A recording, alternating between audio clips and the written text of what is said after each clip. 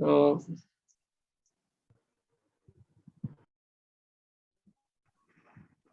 आप सभी भक्तों को इस वैष्णव सदाचार वर्ग प्रशिक्षण वर्ग है, इसमें आप सभी का स्वागत है।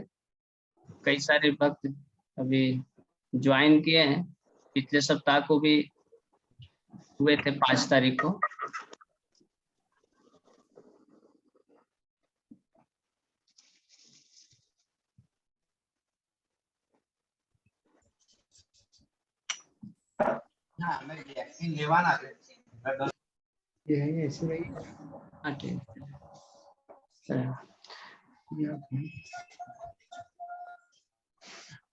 हरे कृष्णा।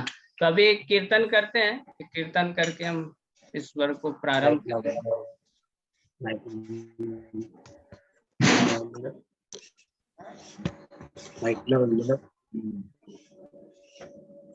नमो विष्णुपदाय कृष्णाय भूतले श्रीमते भक्ति वेदांत स्वामी नामिने नमो विष्णुपदाय भूतले सभी जन अपने अपने माइक बंद रखिए कृपया। नामिने नमस्ते सरस्वती देवे गौरवाणी प्रचारिणे निर्विशेष शून्यवादी पाश्चात्योदिशकारिणे नमस्ते सरस्वती देवे गौरवाणी प्रचारिणे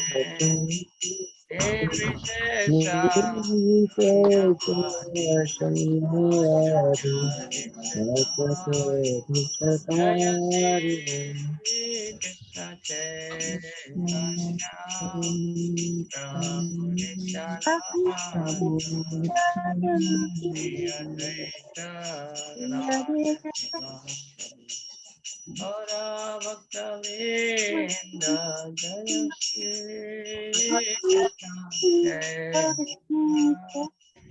प्रभु नित्यानंद श्री अद्वैत राधे और भक्तवेंद हरे कृष्णा कृष्ण कृष्ण हरे हरे हरे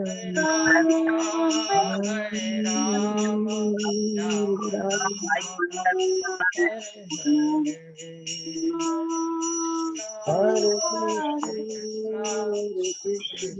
हरे हरे हरे राम राम राम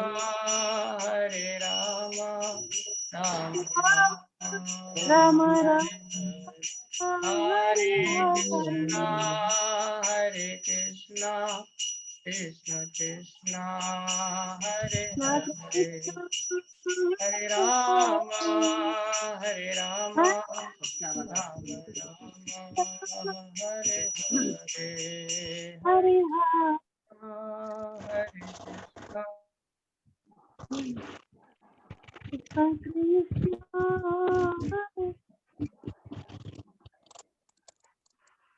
हरे राम राम राम हरे हरे कृष्णा कृष्ण कृष्ण हरे हरे हरे राम राम हरे हरे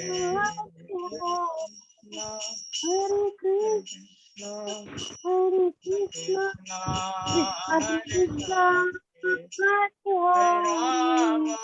हरे राम राम राम हरे हरे कृष्णा कृष्ण कृष्ण हरे हरे राम हरे राम राम राम हरे हरे कृष्णा कृष्णा हरे हरे हरे राम हरे राम राम राम हरे हरे कृष्णा हरे कृष्णा कृष्णा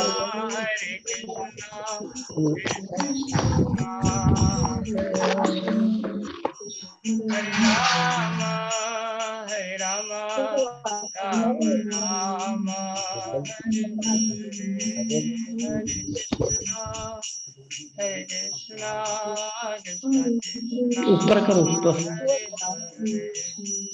हरे हरे हरे राम राम राम हरे हरे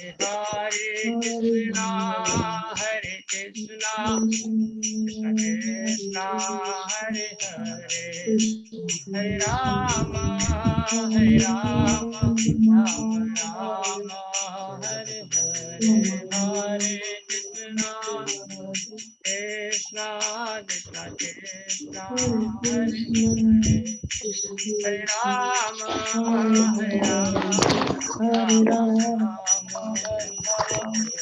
जय प्रभुपदा प्रभुपदा प्रभुपदा शिल प्रभुपदा प्रभुपदा प्रभुपदा प्रभुपदा शिल प्रभुपदा गुरुदेव गुरुदेव गुरुदेव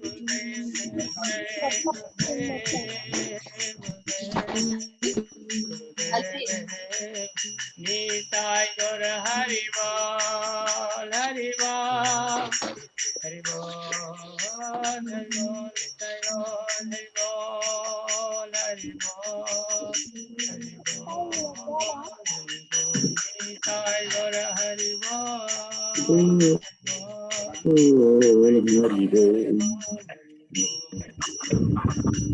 निताय गौर प्रेमानंदे जय ओम विष्णुपाद परमहंस परिराज एकाचार्य श्री श्रीमद डिवाइन ग्रेस समेत चरणारविंद भक्ति वेदांत स्वामी श्री प्रभुपाद की जय अनंत कोटि वैष्णववृंद की जय नामाचार्य श्री हरिदास ठाकुर की जय प्रेम से कहिए जय श्री कृष्ण चैतन्य प्रभु नित्यानंद श्री अद्वैत गदाधर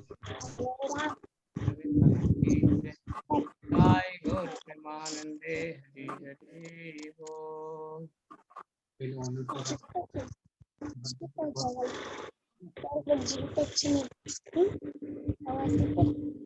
सबको अनम्यूट कर दो ना, सबको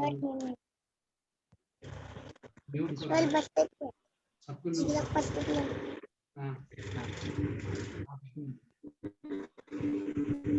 बताइए क्या करना है, चलो बात करो। करना है आज का रुक जाओ बोल के। I am requested to all participants kindly mute their mic.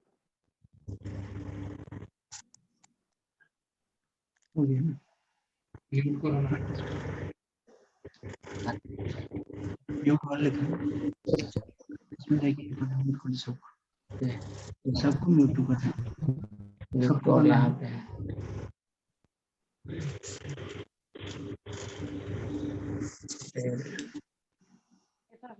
यहीं से अनम्यूट हो जाएगा। हरे कृष्णा हरे कृष्णा। तो आप सभी को स्वागत है एवं हरे कृष्णा। आवाज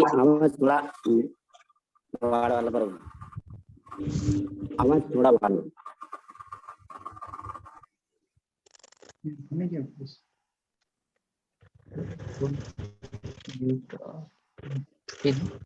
प्रभु जी म्यूट करा दीजिए सबको। हाँ डिस्टर्बेंस आ रही है बहुत। हो गया। प्रभु जी ओके, हरे कृष्णा। बरोबर। आप सभी अपने अपने माइक को म्यूट कर लीजिए यहाँ से। ठीक है, प्रार्थना करते हैं श्री प्रभुपाद जी का, इसके बाद हम आज का प्रारंभ करेंगे। नमो विष्णुपादाय कृष्ण प्रेष्ठाय भूतले श्रीमते भक्ति वेदांत स्वामिनिति नामिने नमस्ते सारस्वती देवे गौरवाणी प्रचारिणे निर्विशेष शून्यवादी पाश्चात्य देश तारिणे नमो महावदन्याय कृष्ण प्रेम प्रदायते कृष्णाय कृष्ण चैतन्य नामिने गौरसे नमः। हे कृष्णा करुणा सिंधु दीनबंधु जगत्पते गोपेश गोपिका कांत राधा कांत नमस्तुते तप्त कांचन गौरांगी राधे वृंदावनेश्वरी वृषभानुसुते देवी प्रणमामि हरिप्रिये वाञ्छाकल्पतरुभ्यश्च कृपा सिन्धुभ्येव च पतितानां पावनेभ्यो वैष्णवेभ्यो नमो नमः। जय श्री कृष्ण चैतन्य प्रभु नित्यानंद श्री अद्वैत गदाधर श्रीवासादि गौर भक्तवृंद हरे कृष्णा कृष्णा कृष्णा हरे हरे हरे राम राम राम हरे हरे। हरे कृष्णा। तो सभी भक्तों को इस सम्मेलन में हार्दिक स्वागत है एवं श्रील प्रभुपाद जी के 125वें वर्ष पे हमने सोचा कि प्रभुपाद जी की जो शिक्षाएं हैं, वैष्णव सदाचार है, उसका चिंतन किया जाए, क्योंकि जयद्रथ महाराज, श्रील प्रभुपाद जी के जो वरिष्ठतम शिष्य है जयद्रथ महाराज बोलते हैं कि हर एक भक्त को 6 महीने के बाद इस्कॉन ज्वाइन करना चाहिए, क्योंकि जब हम प्रारंभ में इस्कॉन में आते हैं तो हमारे अंदर बहुत उत्साह रहता है, लेकिन उसके उपरांत फिर कुछ काल क्रम में हम भक्तों के संग में रहते हुए भक्तों की महिमा, उनके प्रति आदर, भगवान की सेवाओं के प्रति जो आदर है वो कम हो जाते हैं। फिर भक्ति जो कैजुअल हो जाते हैं एकदम, मतलब फिर उसमें ज्यादा हमारी गंभीरता नहीं रहती है। लेकिन जब हम नए नए आते हैं तो सब कुछ बहुत अच्छा लगता है, भक्त अच्छे लगते हैं, भगवान का दर्शन अच्छा लगता है, मंगल आरती कीर्तन अच्छे लगते हैं, प्रसाद अच्छा लगता है, सेवाएं अच्छी लगती है। लेकिन बाद में फिर धीरे धीरे जो है कम होने लगता है और फिर आदर भाव जो है वो कम हो जाते हैं, जिसके कारण फिर हम वैष्णव अपराध, सेवा अपराध, नाम अपराध, विभिन्न प्रकार के अपराध हम करने लगते हैं। अपराध मतलब होता है कि जो हमें ना भगवान से दूर करे ना, उसे अपराध कहते हैं। जो कार्य, जो क्रियाएं, जो हमारे विचार भगवान और वैष्णव के प्रसन्नता के विपरीत है, जो वैष्णव सदाचार के विपरीत है, एक क्रियाएं जो है वैष्णव अपराध आते हैं। और वैष्णव अपराध के कारण, जैसे चैतन्य महाप्रभु बोलते हैं कि वैष्णव अपराध एक पागल हाथी के समान है। जैसे कोई बहुत सुंदर, अगर हमने बागीचा लगाए हैं और बागीचे में अगर एक पागल हाथी आ जाए तो हमारा इतना मेहनत किया हुआ इतना सुंदर बागीचा जो है कुछ ही क्षणों में वो उजड़ जाएगा, समाप्त हो जाएगा, नष्ट हो जाएगा। ठीक उसी प्रकार से ये जो भगवान की भक्ति है, भक्ति रूपी जो बीज हमें प्राप्त हुआ है, ये कई जन्मों के उपरांत प्राप्त हुए हैं। हम कई जन्मों तक धीरे धीरे हम भगवान के भक्ति सुकृति होती है, हम पुण्य करते हैं, फिर अनजाने में भक्ति सुकृति होती है। भक्ति सुकृति मतलब ऐसे कार्य जो भगवान से संबंधित होते हैं, वैष्णव से संबंधित होते हैं, भगवान की भक्ति से संबंधित होता है। जैसे दान तो सभी करते हैं, हाँ, अन्न दान, सभी अन्न दान करना चाहते हैं, लेकिन कुछ ऐसे समाज सेवक या लोगों को हित करने वाले जो जीव हैं, व्यक्ति होते हैं, शुभचिंतक होते हैं, उनमें से कुछ लोग इस्कॉन में भी दान कर देते हैं। जैसे हमारा अन्नामृत है, फूड फॉर लाइफ है, और उसमें हम लोग प्रसाद बनाते हैं। प्रसाद बनाने के बाद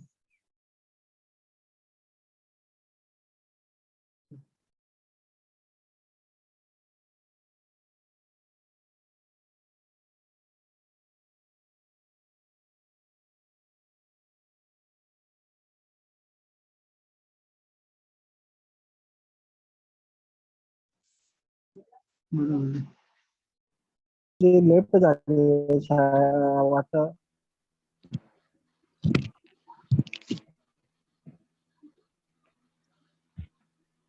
शायद प्रभु लेफ्ट हो चुके हैं। हरे कृष्णा प्रभु जी, आपकी आवाज नहीं आ रही। हाँ, हरे कृष्णा, अभी ठीक है? अभी प्रभु जी अभी आई। हाँ प्रभु जी, अभी आवाज आ रही है। हाँ। कंटिन्यू कीजिए। ठीक। तो पिछले बार भी हमने बोले थे कि बहुत जन्मों के उपरांत हमें कृष्ण भक्ति प्राप्त होती है,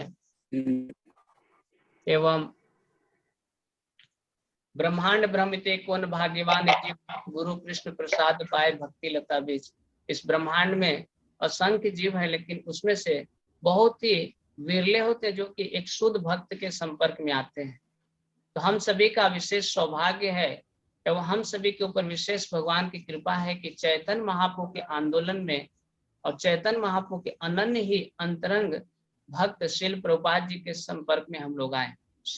हाँ, प्रभुपाद जी के संपर्क में आए या श्रील प्रभुपाद जी के अनुयायी, उनके शिष्यों के संपर्क में आए।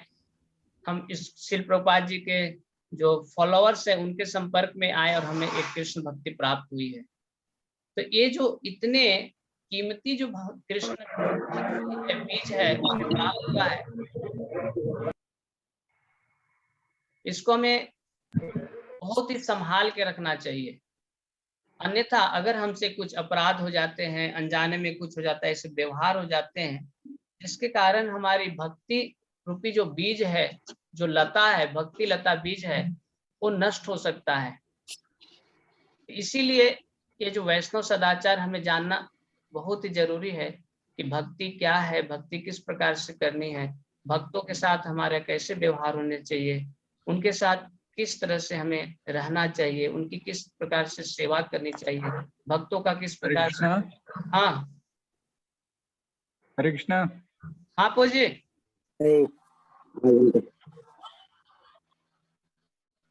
आवाज आ रही है ना?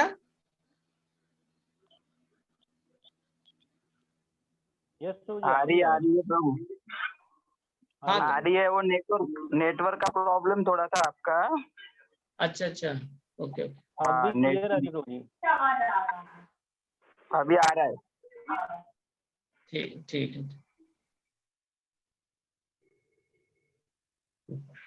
कम करना। पिछले बार हमने देखे थे वैष्णव सदाचार के बारे में कि वैष्णव सदाचार क्या है। तो जो भक्तों के द्वारा आचरण किए जाते हैं, भक्तों के द्वारा जो व्यवहार किए जाते हैं, उसे ही वैष्णव सदाचार कहते हैं। सदाचार के मतलब हमने देखा था कि ऐसे आचरण, अच्छे आचरण की तरफ वो संकेत किया गया था कि हमारे जो आचरण है सत आचरण होना चाहिए, अच्छे आचरण होना चाहिए, हाँ, सुंदर आचरण होना चाहिए, जिससे कि अन्यों को प्रसन्नता हो, अन्यों को देखकर सुनकर उनके हृदय को आह्लाद प्राप्त हो। हमारे द्वारा ऐसी व्यवहार न हो, हमारे द्वारा ऐसे वाणी न बोली जाए जिससे कि अन्यों को वो कष्ट हो। यहाँ तक कि भक्ति क्या, अगर किसी अन्य जीव को भी अगर कष्ट होता है तो जीव अपराध के अंतर्गत आ जाता है। तो हमें बहुत ही संभल कर रहना चाहिए। तो दो प्रकार के आचरण होते हैं, एक सदाचार और एक कदाचार होता है। सदाचार में हमारी कीर्ति बढ़ती है, गौरव बढ़ता है, हमें सम्मान प्राप्त होते हैं, आदर मिलता है, और अच्छे व्यवहार से ना हमारी आयु भी बढ़ती है, और बड़े का आशीर्वाद, भक्तों का आशीर्वाद भी मिलता है, जिससे कि हमारी भक्ति का वर्धन होता है। लेकिन कदाचार मतलब जो आचरण नहीं करना चाहिए, अगर उस प्रकार के व्यवहार आचरण करते हैं तो उससे हमारी अकीर्ति फैलती है, अकीर्ति होती है, अपजस फैलता है। हाँ, हमें अपमानित होना पड़ता है, और लोग हमें हे दृष्टि से, मतलब ये एक नीच दृष्टि से या नगण्य दृष्टि से हमें देखते हैं।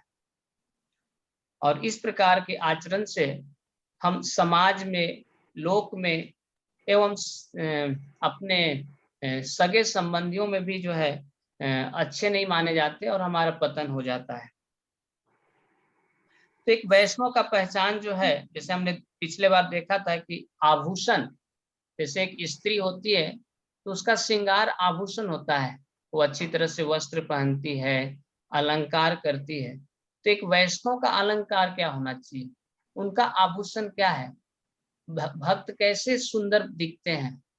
भक्त तो बहुत ज्यादा जो है आभूषण नहीं पहनते हैं, यहाँ तक कि जो इस्कॉन से भक्ति में लग जाते हैं तो माताएं भी बहुत सिंपल रहने लगती है।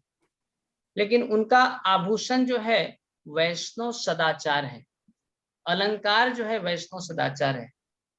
भक्तों का तिलक, वस्त्र, उनके अंदर नम्रता,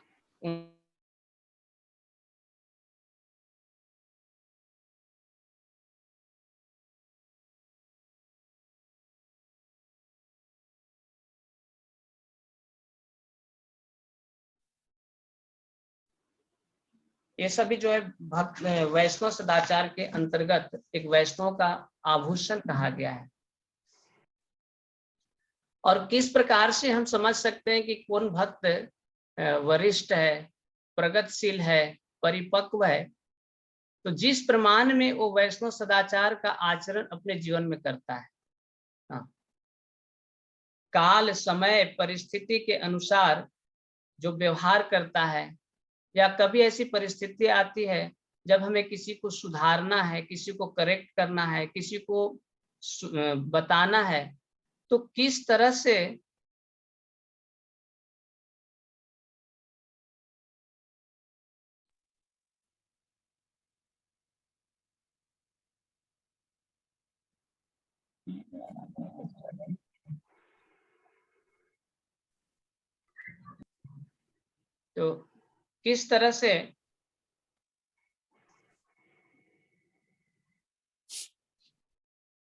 किस तरह से हमें सुझाव देने चाहिए, वो भी हमें आना चाहिए। जैसे एक साधारण बताता हूं कि जब हम प्रसाद ले रहे हैं और उसमें नमक कम है, तो जो भक्त ने, जो रसोई कुक भक्त ने उसको कुकिंग किए, अगर उनको पब्लिक में अगर बोलेंगे नमक कम है तो उनको बहुत दुख होता है। तो उसकी सुधार हम अलग से कर सकते हैं, और किसी को सुधारना है तो उसके पहले उसकी प्रशंसा करनी चाहिए कि प्रभु जी आपने बहुत सुंदर प्रसाद बनाए हैं, बहुत स्वादिष्ट है, हाँ सभी वेराइटी अच्छे हैं। उसके बाद फिर हम उनको बोल सकते हैं कि प्रभु जी सब्जी में ना, सब्जी बहुत अच्छा बना, लेकिन थोड़ा शायद थोड़ा लगता है नमक कम हो गया। ऐसा एकदम ऐसे नहीं बोलना चाहिए नमक उसमें नहीं था, कम हो गए, तो उससे उनको दुख हो जाएगा। तो इस प्रकार से हमें इसी को बोलते हैं परिपक्वता ना। जो सीनियर भक्त होते हैं उनको देखिए कैसे बहुत शांत रहते हैं ना, जिस प्रकार से नम्र रहते हैं, देखते हैं लेकिन फिर भी वो बोलते नहीं, क्योंकि उनके अंदर धैर्य रहता है। लेकिन हमारे अंदर इतने ज्यादा रजोगुण भरा रहता है कि कुछ भी देखा तो तुरंत हम उसका रिस्पॉन्ड दे देते हैं। तो ये सब चीजें हमें सीखनी चाहिए, जिससे कि हम भक्ति में अच्छी तरह से प्रगति करें और अपराध से हम बच सकते हैं। तो पिछले बार हमने देखा था कि सनातन गोस्वामी चैतन्य महाप्रभु से मिलते हैं, वृंदावन से वो मथुरा से जगन्नाथपुरी जाते हैं, और उस समय वो जगन्नाथपुरी में रहते हैं। प्रत्येक दिन चैतन्य महाप्रभु उनसे मिलने के लिए हरिदास ठाकुर के निवास पे आते हैं, जगन्नाथ जी का प्रसाद भी लेके आते हैं। और एक दिन भक्तों ने चैतन्य महाप्रभु और सभी भक्तों के लिए प्रसाद जो है टोटा गोपीनाथ मंदिर में रखते हैं। वहां पे चैतन्य महाप्रभु है और वहीं पे सनातन गोस्वामी आते हैं। तो सनातन गोस्वामी आते हैं तो चैतन्य महाप्रभु पूछते हैं कि आप कौन से मार्ग से आए हैं। ये प्रसंग मैंने पिछले बार लिया था, कई सारे भक्त नहीं थे इसलिए पुनः उसको दोहरा रहा हूँ। तो आप किस मार्ग से आए हैं? तो सनातन गोस्वामी बोलते हैं कि मैं समुद्र के तट से आया हूँ, समुद्र के मार्ग से आया हूँ। तो चैतन्य महाप्रभु बहुत आश्चर्य हुआ कि अरे ये तो जगन्नाथ मंदिर का जो मार्ग है वो तो बहुत ही ठंडा मार्ग है, मतलब वहां पे मिट्टी है और गर्मी का दिन है ऐसे, तो बालू तो समुद्र की रेत है, जहाँ पे बालू है तो वो तो बहुत गर्म हो जाता है और नंगे पांव आना है तो पूरे पैर जल गए होंगे। सनातन गोस्वामी के पूरे पैर जल गए थे, उसमें फोड़े हो गए थे, लेकिन उनको समझ मतलब मालूम नहीं चल रहा था। तो ये देखकर फिर सनातन गोस्वामी से भगवान चैतन्य महाप्रभु पूछते हैं कि आपने उस मार्ग से क्यों नहीं आए? तो वहां पे वो बोलते हैं कि प्रभु से जगन्नाथ मंदिर के जो पंडे हैं वो आसपास मंदिर के आसपास लोग घूमते रहते हैं और मैं तो एक शूद्र हूँ। अपने को सनातन गोस्वामी बहुत ही पतित समझते थे, क्योंकि ऐसे तो उनका जन्म एक ब्राह्मण कुल में हुआ था, लेकिन मुगलों के यहाँ पे ना उन्होंने काम किए थे, इसलिए वो समझते थे कि मैं भी मुसलमान हो गया या मेरा पतन हो गया है, हमारी आध्यात्मिक पतन हो गया है या हमारा कुल का पतन हो गया है, जात का पतन हो गया, इस प्रकार से वो सोचते थे। और सोचते थे कि अगर मुझसे कोई मेरे शरीर में कोई टच हो जाए तो दूषित हो जाएंगे और जगन्नाथ जी की वो सेवक है, इसलिए वो अच्छा नहीं। जी आपकी आवाज कट आ रही है, क्लियर नहीं आ रही। अच्छा अच्छा, एक मिनट। हरे कृष्णा प्रभु जी, वॉइस और वीडियो दोनों बहुत ज्यादा ब्रेक हो रहा है प्रभु। Okay okay,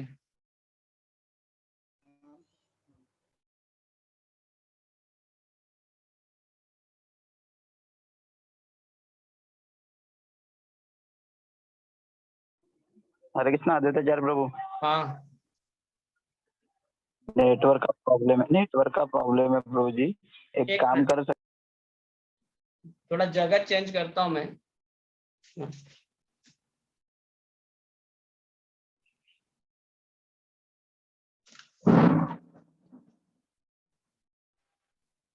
Prabhu ji video of करा के बोला।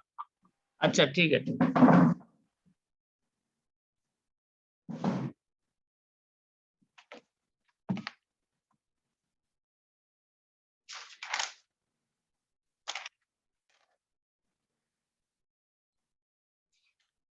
हाँ, तो सनातन गोस्वामी समुद्र तट के मार्ग से जाते हैं और इस प्रकार से वो बताते हैं कि मैं बहुत ही पतित हूँ, मैं एक शूद्र हूँ और जगन्नाथ जी के जो पंडे हो तो भगवान के सेवा में रहते हैं, अगर वो उनको मैं अगर टच कर जाऊंगा तो ये बड़ा अपराध हो जाएगा, सेवा अपराध हो जाएंगे। तो ये देखकर चैतन्य महाप्रभु बहुत ही प्रसन्न होते हैं हाँ, कि इस प्रकार की भावना है। ऐसे तो सनातन गोस्वामी कोई बहुत महान भक्त है ना, भगवान के अंतरंग पार्षद है ना, मंजरियां है जो राधा कृष्ण के अंतरंग लीला में गोलोक वृंदावन में जो रहते हैं, लेकिन यहाँ पे चैतन्य महाप्रभु के साथ आए हुए हैं और चैतन्य महाप्रभु का जो आंदोलन है इसको आगे बढ़ाना था, प्रचार करना था। लेकिन इस प्रकार के एक वैष्णव सदाचार प्रदर्शित कर रहे हैं कि एक वैष्णव को कैसे होना चाहिए। जैसे कोई पुजारी है तो पुजारी स्वच्छ होकर वो भगवान की सेवा के लिए जाते हैं तो उनको टच नहीं करना चाहिए। इसलिए आप देखते होंगे कि मंदिर में जब वो पुजारी कुछ दीप भी अर्पित करके भगवान को जब प्रभुपाद जी के लिए इधर देते हैं तो रख देते एक जगह पे, प्राय जो है पुजारी जो उनको देते नहीं है, क्योंकि जो अन्य भक्त है उनका उतना शुद्धिकरण नहीं रहता है, मंत्र शुद्धिकरण आचमन ये सब नहीं किए रहते हैं, तो इसलिए उस प्रकार से जो है भेदभाव करना पड़ता है। तो यहाँ पे चैतन्य महाप्रभु बोल रहे हैं कि यद्यपि तुम्ही है जगत पावन, तोमा स्पर्श पवित्र है देव मुनिगण, तथापि भक्त स्वभाव मर्यादा रक्षण, मर्यादा पालन है साधुर भूषण। कि हे सनातन गोस्वामी, तुम तो इतने पवित्र हो कि तुम सभी तीनों जगतों को पावन कर सकते हो और तुम्हारे स्पर्श से जो है देव मुनि गण भी पवित्र हो जाए। एक साधारण इस संसार का जीव क्या, जो मुनि है, बड़े बड़े मुनि है, देवतागण है, ब्रह्मा शिव भी आपके स्पर्श से पवित्र हो जाए, इतना तुम पवित्र हो। तथापि भक्त स्वभाव मर्यादा रक्षण, लेकिन एक भक्त का स्वभाव होता है कि वो भक्ति की जो मर्यादा है उसका रक्षण करता है ना। जो भी विधि विधान नियम है, हाँ, जैसे भगवान की सेवा के लिए कई सारे नियम है, कई सारे अपराध होते हैं, वो सब नियमों का पालन, मर्यादाओं का पालन करना चाहिए, मर्यादाओं का उल्लंघन नहीं करना चाहिए। तो तथापि यही जो है भक्त का स्वभाव है। एक भक्त जो होता है, एक सतोगुण में जो भक्त होते हैं, वो सभी विधि नियमों का पालन करेंगे, आदेशों का पालन करेंगे, कभी भी उसका उल्लंघन नहीं करते हैं।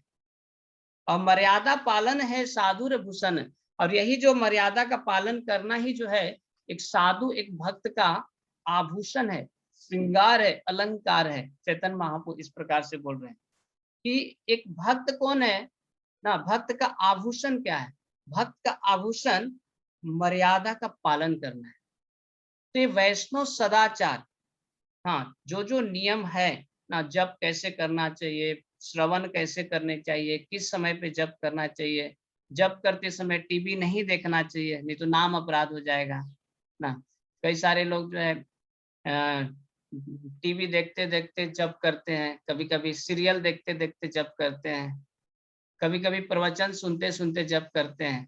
तो इस प्रकार से जो विधि विधानों का उल्लंघन होता है, तो इससे वैष्णव का जो श्रृंगार है वो कम हो जाता है ना। जबकि हमें सजना है, एक भक्त जो है वैष्णव सदाचार से ही अलंकृत होते हैं। तो वैष्णव सदाचार क्या है, क्या क्या नियम है, उसके बारे में हम देखेंगे यहाँ पे। मर्यादा उल्लंघने लोक के करे उपहास, यह लोक पर लोक दुई है नाश। कि हमें मर्यादा का पालन क्यों करना है? तो एक तो अपनी आध्यात्मिक प्रगति के लिए ना, आध्यात्मिक प्रगति के लिए, और साथ साथ प्रचार के लिए भी। तो यहाँ पे मर्यादा का पालन जो है, एक नेता अगर कोई है तो नेता को मर्यादा का पालन करना चाहिए। अगर नेता ही अगर सही नहीं है, वही नीति नियमों को पालन नहीं करता है, वही आदर्श नहीं है, तो अन्य उसकी प्रजा कैसे पालन कर सकता है, क्या उससे सीख सकता है? तो सदाचार का पालन करना है एक नेता को जो नेतृत्व कर रहा है। दूसरा है कि सदाचार के पालन करने से हम दूसरे को सिखा भी रहे, क्योंकि प्रायः जो हम सीखते हैं, बचपन से भी सीखते हैं, घर परिवार में, माता पिता में, जिस परिवेश में रहते हैं, हम वही चीजें सीखते हैं जो हम देखते हैं। हमारे माता पिता क्या करते हैं, हमारे रिलेटिव क्या करते हैं, हमारे टीचर क्या करते हैं ना, वो सब चीजें भी हम देखकर सीखते हैं। उसी प्रकार से जब भक्त, कोई नया व्यक्ति आता है मंदिर में, तो भक्तों को देखता है कि यहाँ पे लोग दंडवत कर रहे हैं, तो वो भी दंडवत करता है। उसको कुछ नहीं मालूम है कि दंडवत करना चाहिए। आते बराबर लोग प्रभुपाद जी के पास जाते हैं तो वो भी जाकर दंडवत कर देता है, वो भी जाकर लेट जाता है।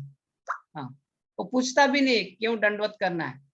तो ये प्रचार ना, मर्यादा उल्लंघन लोक पास, ये लोक परलोक दुई है नाश। लेकिन अगर मर्यादा का उल्लंघन करते हैं तो उपहास होगा, यहाँ पे तो होगा ही, लोग तो जन साधारण लोग करेंगे ही, संसार में करेंगे ही, लेकिन एक मर्यादा का उल्लंघन से जो है परलोक मतलब उच्च लोकों में भी हमारी निंदा की जाएगी।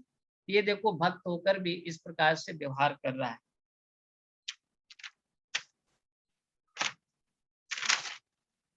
तो मर्यादा आचरण जो है, यही जो है भक्तों का आभूषण है, यही पहचान है। अगर कोई राजा है तो राजा का, एक कोई व्यक्ति अमीर है तो अमीर का कैसे पहचान हो सकता है?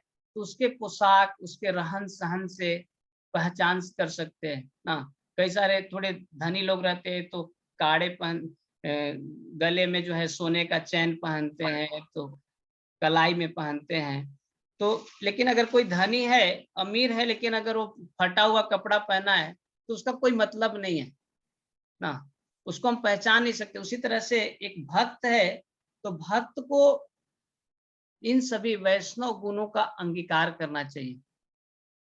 कि वैष्णव वेश पूजा है। सदैव जो है एक भक्त कैसे जो हमेशा भगवान का नाम लेते रहता है ना, जिसके अंदर जो सदैव जो है अपने गुरु का आदेशों का चिंतन करता है, नम्र रहता है, सहनशील रहता है, दया होता है, निंदा दोष से मुक्त होता है, हाँ, वैष्णव से प्रेम करता है। एक भक्त जो है जब दूसरे भक्तों से मिलते हैं तो बहुत प्रसन्न होते हैं, हाँ, लेकिन अगर हम किसी दूसरे भक्त को देख रहे हैं, अगर हमारे अंदर वो प्रसन्नता नहीं आ रही है तो वो भी वैष्णव अपराध हो जाएगा।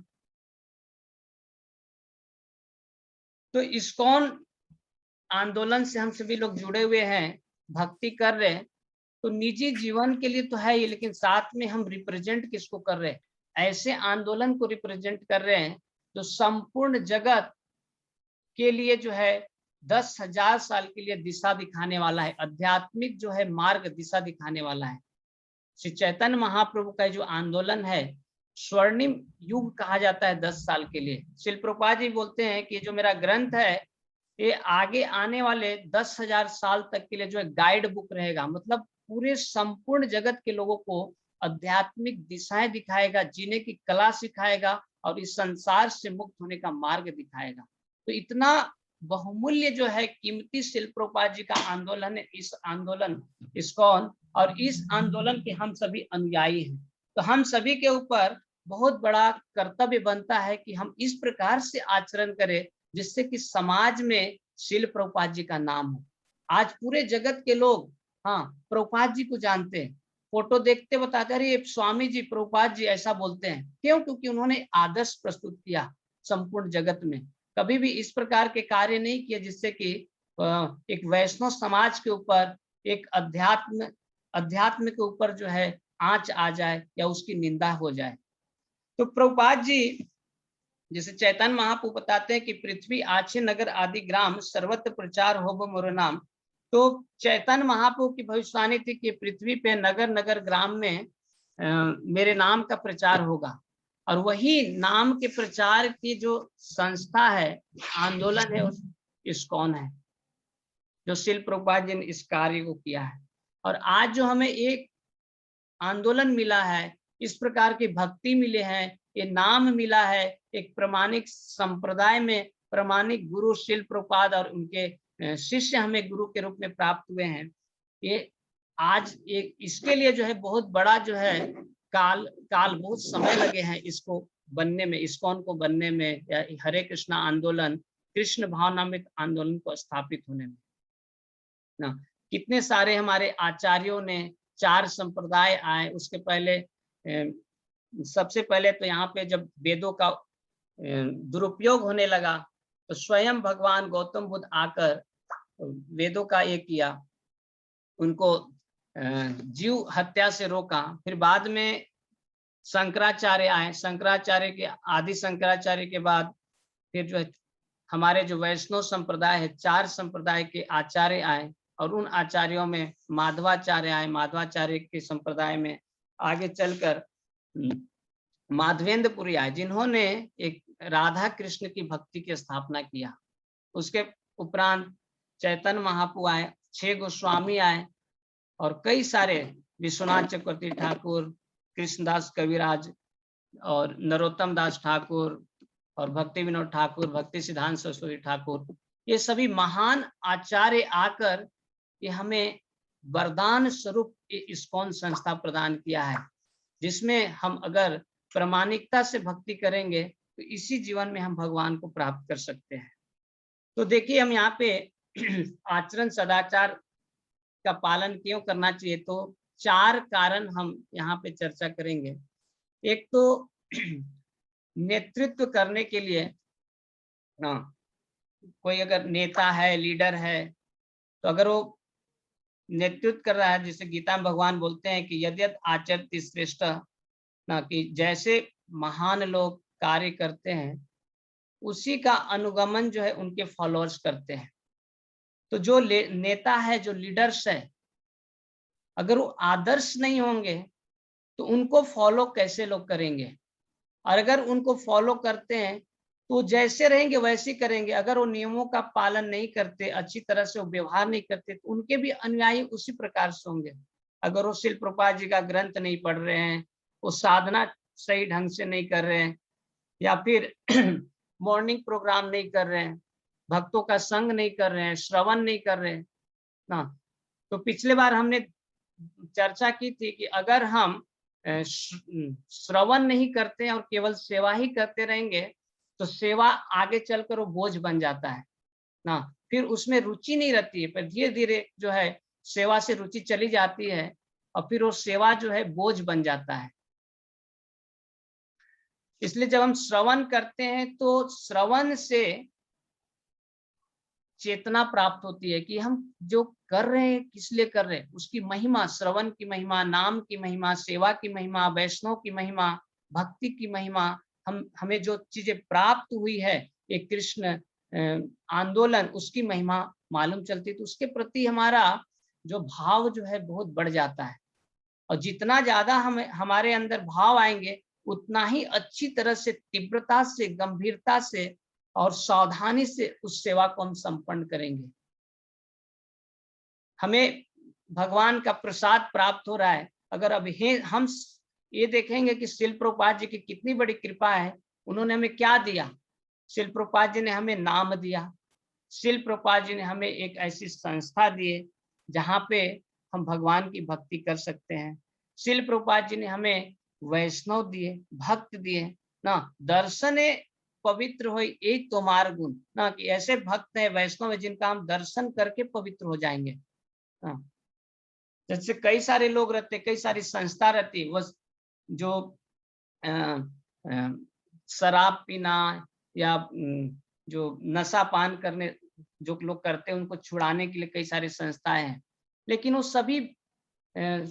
सभी असफल हो गए। लेकिन शिल प्रभुपाद जी के कई लोग बोलते हैं कि मैंने बहुत बार एक गलत आदतों को छोड़ने का प्रयास किया, लेकिन बार बार मैं वही कर बैठता हूँ। हाँ, क्योंकि लेकिन जैसे वो शिल प्रभुपाद जी के संपर्क में आ जाते हैं या किसी भक्त के संपर्क में आ जाते हैं तो आदत जो है तुरंत छूट जाती है। तो ऐसी महिमा है भक्तों की। तो अगर हम अच्छी तरह से, अगर हम लीडर हैं और प्रत्येक इस्कॉन के प्रत्येक भक्त जो है वो प्रचारक है, क्योंकि हम तिलक धारण करते हैं तो बाहर के लोग बोलते हैं भक्त है, ये महाराज है, भगवान के भक्त के रूप में हमें देखते हैं, तो वो हमसे उम्मीद भी करते हैं। कई बार हमारे तिलक को देखकर आकर्षित होते हैं, कई बार हम जब जप करते तो उससे आकर्षित हो जाते हैं और वो जिज्ञासा करते हैं। कई बार जो है कंठी माला, कई लोग कंठी माला को देखकर जिज्ञासा करते हैं क्या पहने आपने, और वो कंठी माला से जिज्ञासा करके वो भक्त बन जाते हैं। तो हमारे प्रत्येक कार्य जो है ना, वेशभूषा, ये सब प्रचार के अंतर्गत आता है। तो हम सभी का जिम्मेदारी है कि हम ऐसे कार्य न करें जिससे कि लोगों के अंदर श्रद्धा कम हो। अगर हम ही नियमों को पालन नहीं करेंगे तो दूसरे कैसे करेंगे। जैसे एक बार आता है कि एक लेडीज जो है महात्मा गांधी के पास आती है अपने पुत्र को लेकर और बोलती है कि गांधी जी, मेरा पुत्र जो है बहुत ज्यादा मीठा खाता है ना, से आप उसको थोड़ा समझाइए। तो महात्मा गांधी बोलते हैं कि ठीक है, इसको 20 दिन के बाद लेकर आना। और जब पुनः वो 20 दिन के बाद आती है तो महात्मा गांधी उसको बताते हैं कि बेटा मीठा ज्यादा नहीं खाना चाहिए, स्वास्थ्य के लिए अच्छा नहीं है। और इतना ही बोला और वो उनका जो पुत्र है वो मान जाते हैं। तो लेडी जाके महात्मा गांधी के पास पूछती है कि गांधी जी, आप उस समय भी मैं आया था तो ये बात तो उस समय भी आप बोल सकते थे, लेकिन अभी उस समय क्यों नहीं बोले। तो महात्मा गांधी बोलते हैं कि मैं उस समय स्वयं जो मीठा खाता था, अगर मैं मीठा खा रहा हूं तो कैसे दूसरे को बोल सकता हूं कि तुम मत खाओ। अगर हम गलत कार्य कर रहे हैं, हम पाप कर रहे हैं, हम अनुशासित नहीं है, हम प्रभुपाद जी के आदेशों का पालन नहीं कर रहे हैं, गुरु का आदेशों का पालन नहीं कर रहे हैं, शास्त्र के अनुसार, नीति नियम के अनुसार हम जीवन यापन नहीं कर रहे हैं, तो कैसे दूसरे को हम बता सकते हैं। हाँ, अगर हम बताएंगे भी तो उसका प्रभाव नहीं होगा, क्योंकि कृष्ण शक्ति बिना नाही तार प्रवर्तक। जब तक हमारे अंदर वो पवित्रता नहीं रहेगी, कृष्ण की शक्ति नहीं रहेगा, तब तक हम दूसरे के ऊपर प्रभाव नहीं डाल सकते हैं। हम देखते हैं कि शिल प्रभुपाद जी के पूर्व कई सारे भक्त गए, विदेश में गए, कृष्ण भावना का प्रचार भी किए। भक्ति सिद्धांत सरस्वती ठाकुर के कई सारे सन्यासी शिष्य भी गए, लेकिन उन्होंने उस प्रकार से प्रचार नहीं कर पाए, उस प्रकार से लोगों के हृदय को परिवर्तित नहीं कर पाए जैसा प्रभुपाद ने किया। एक तो प्रभुपाद जी की पवित्रता था, उनके अंदर भगवान की शक्ति थी, और साथ में भगवान उनसे कराना भी चाहते थे। निमित्त जो है, ये नहीं बोल सकते कि अन्य के अंदर उस प्रकार की भक्ति नहीं थी, लेकिन निमित्त जो है भगवान शिल प्रभुपाद जी को बनाना चाह रहे थे। तो दूसरे को सिखाने के लिए भी जैसे एक तो वाक्य नेतृत्व करने के लिए हमें सदाचार का पालन करना है, दूसरा है दूसरों को सिखाने के लिए आपने आचरे केह ना करे प्रचार, आचार करे न केह न करे न प्रचार करे न केह न करे न आचार। कि एक बार सनातन गोस्वामी हरिदास ठाकुर को बोलते हैं कि कुछ ऐसे लोग होते हैं जो अपने निजी जीवन में वैष्णव सदाचार का पालन करते हैं, लेकिन वो प्रचार नहीं करते हैं। और कुछ ऐसे लोग हैं जो कि अपने निजी जीवन में सदाचार का या नीति नियम का पालन नहीं करते, लेकिन वो प्रचार करते हैं। लेकिन आचार प्रचार नामेर कह दुई लेकिन वो भक्त, लेकिन हरिदास ठाकुर को बोलते हैं कि आप महान है, आप अपने जीवन में आचरण भी कर रहे हैं और साथ में प्रचार भी कर रहे हैं। तो भक्त भगवान को वो भक्त अत्यंत प्रिय हैं जो अपने जीवन में भक्ति का आचरण करता है और साथ में प्रचार करता है। तो श्रील प्रभुपाद जी ने अपने आंदोलन को गोष्ठानंदी कहा है। एक भजनानंदी भक्त होते हैं जो केवल भजन ही करते रहते हैं, अपने बारे में सोचते हैं, मेरा प्रगति कैसे होगा, मेरा शुद्धिकरण कैसे होगा, मैं कैसे नाम जप अधिक करूं ना, कैसे थोड़ा अलग अलग रहूं, अलग कमरे में रहूं और अधिक से अधिक नाम जप करूं, ज्यादा अध्ययन करूं, श्रवण करूं। मतलब अपने हित के बारे में वो सोचते हैं, उनको बोलते हैं भजनानंदी। कई सारे गौड़ीय संप्रदाय के भक्त हैं जो डेली 64 माला जप करेंगे, 90 माला जप करेंगे, लेकिन वो प्रचार नहीं करते। लेकिन श्रील प्रभुपाद जी जो है ये गोष्ठानंदी मतलब एक प्रचारक हैं, और इन्होंने अपने आंदोलन में गौर निताय की स्थापना की है कि चैतन्य महाप्रभु और नित्यानंद को आदेश दिया था चैतन्य महाप्रभु ने और हरिदास ठाकुर को कि आप घर घर में जाओ, हाँ द्वारे द्वारे जाओ, प्रत्येक के द्वार पे जाओ, घर पे जाओ और लोगों को कृष्ण भक्ति का प्रचार करो, लोगों को कृष्ण भक्ति करने का ऐसा उपदेश दो। इसीलिए श्रील प्रभुपाद जी ने अपने आंदोलन में नित्यानंद की स्थापना की है, क्योंकि मूड जो नित्यानंद का मूड जो था वो प्रचार करना था। और गौड़ीय मठ में जो है गदाधर, गौर गदाधर की उपासना करते हैं, मतलब गदाधर पंडित और चैतन्य महाप्रभु का। चैतन्य महाप्रभु स्वयं कृष्ण है, राधा कृष्ण है, और गदाधर पंडित जो है राधा रानी का ही वो अवतार है। तो वहां पे राधा कृष्ण का भाव है, लेकिन यहाँ पे प्रभुपाद जी जो है नित्यानंद की स्थापना किया क्योंकि हमारा मिशन प्रचार का है। तो जब हम अपने जीवन में अच्छी तरह से आचरण करेंगे और प्रचार करेंगे, इससे भगवान को बहुत आनंद होता है।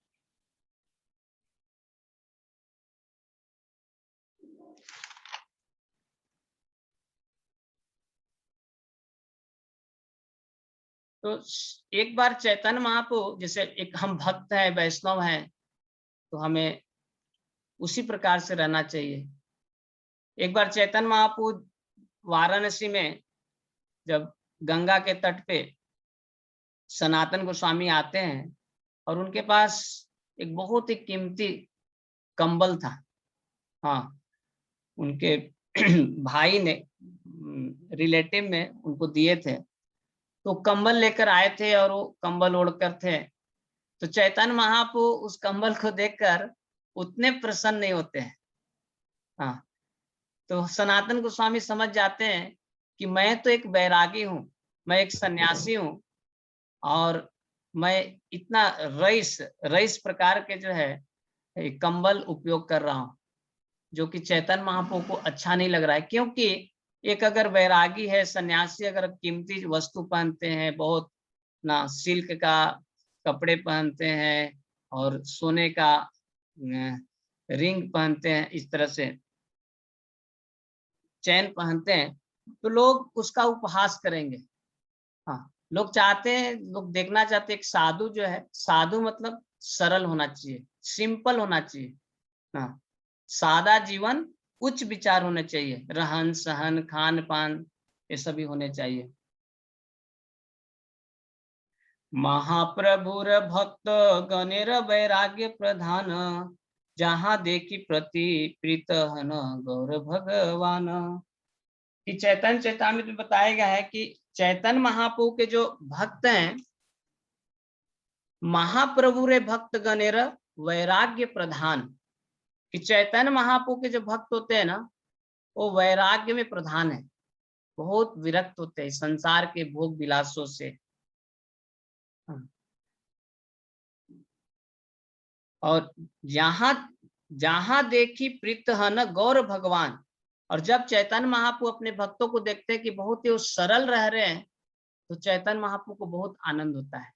तो वही सनातन गोस्वामी फिर वहां से चले जाते हैं और दूसरे दिन आते हैं।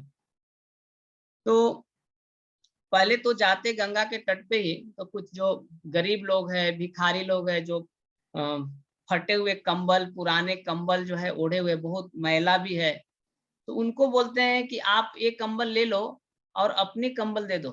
तो उनको विश्वास नहीं होता था, अरे ऐसा कैसे, इतना कीमती कंबल है और वो बोल रहा है, शायद लगता है कि ये मजाक कर रहा है। लेकिन निवेदन करके उन्होंने एक्सचेंज कर लिया, अच्छे जो बहुत कीमती कंबल था उनको दे देते हैं, एक जो भी वहां पे दीनहीन थे, और उनसे पुराना फटा कंबल लेकर आ जाते हैं। और जब दूसरे दिन चैतन्य महाप्रभु उनको उस कंबल में देखते हैं तो बहुत प्रसन्न होते हैं, क्योंकि वो बैरागी थे। लोग देखेंगे तो क्या बोलेंगे, बैरागी है बा करे परापेक्षा, कार्य सिद्धि नहे कृष्ण करे न उपेक्षा। एक बैरागी को जो है दूसरे पे आश्रित नहीं रहना चाहिए, सिंपल रहना चाहिए। हाँ,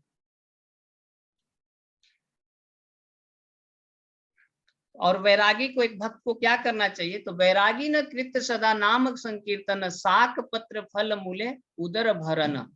एक वैरागी को कर्तव्य है कि वो सदैव जो है हरे कृष्णा कृष्णा कृष्णा हरे हरे, हरे राम राम राम हरे हरे, कि सरल रहना चाहिए, नाम निरंतर नाम लेते रहना चाहिए, और उसे साक पत्ती फल तथा कंद जो भी मिले उसे उदर की तृप्ति करना चाहिए। मतलब बहुत ज्यादा जो है खाने पीने के पीछे, इस संसार के वैभव सौंदर्य के पीछे नहीं लगाना चाहिए। जिस प्रकार से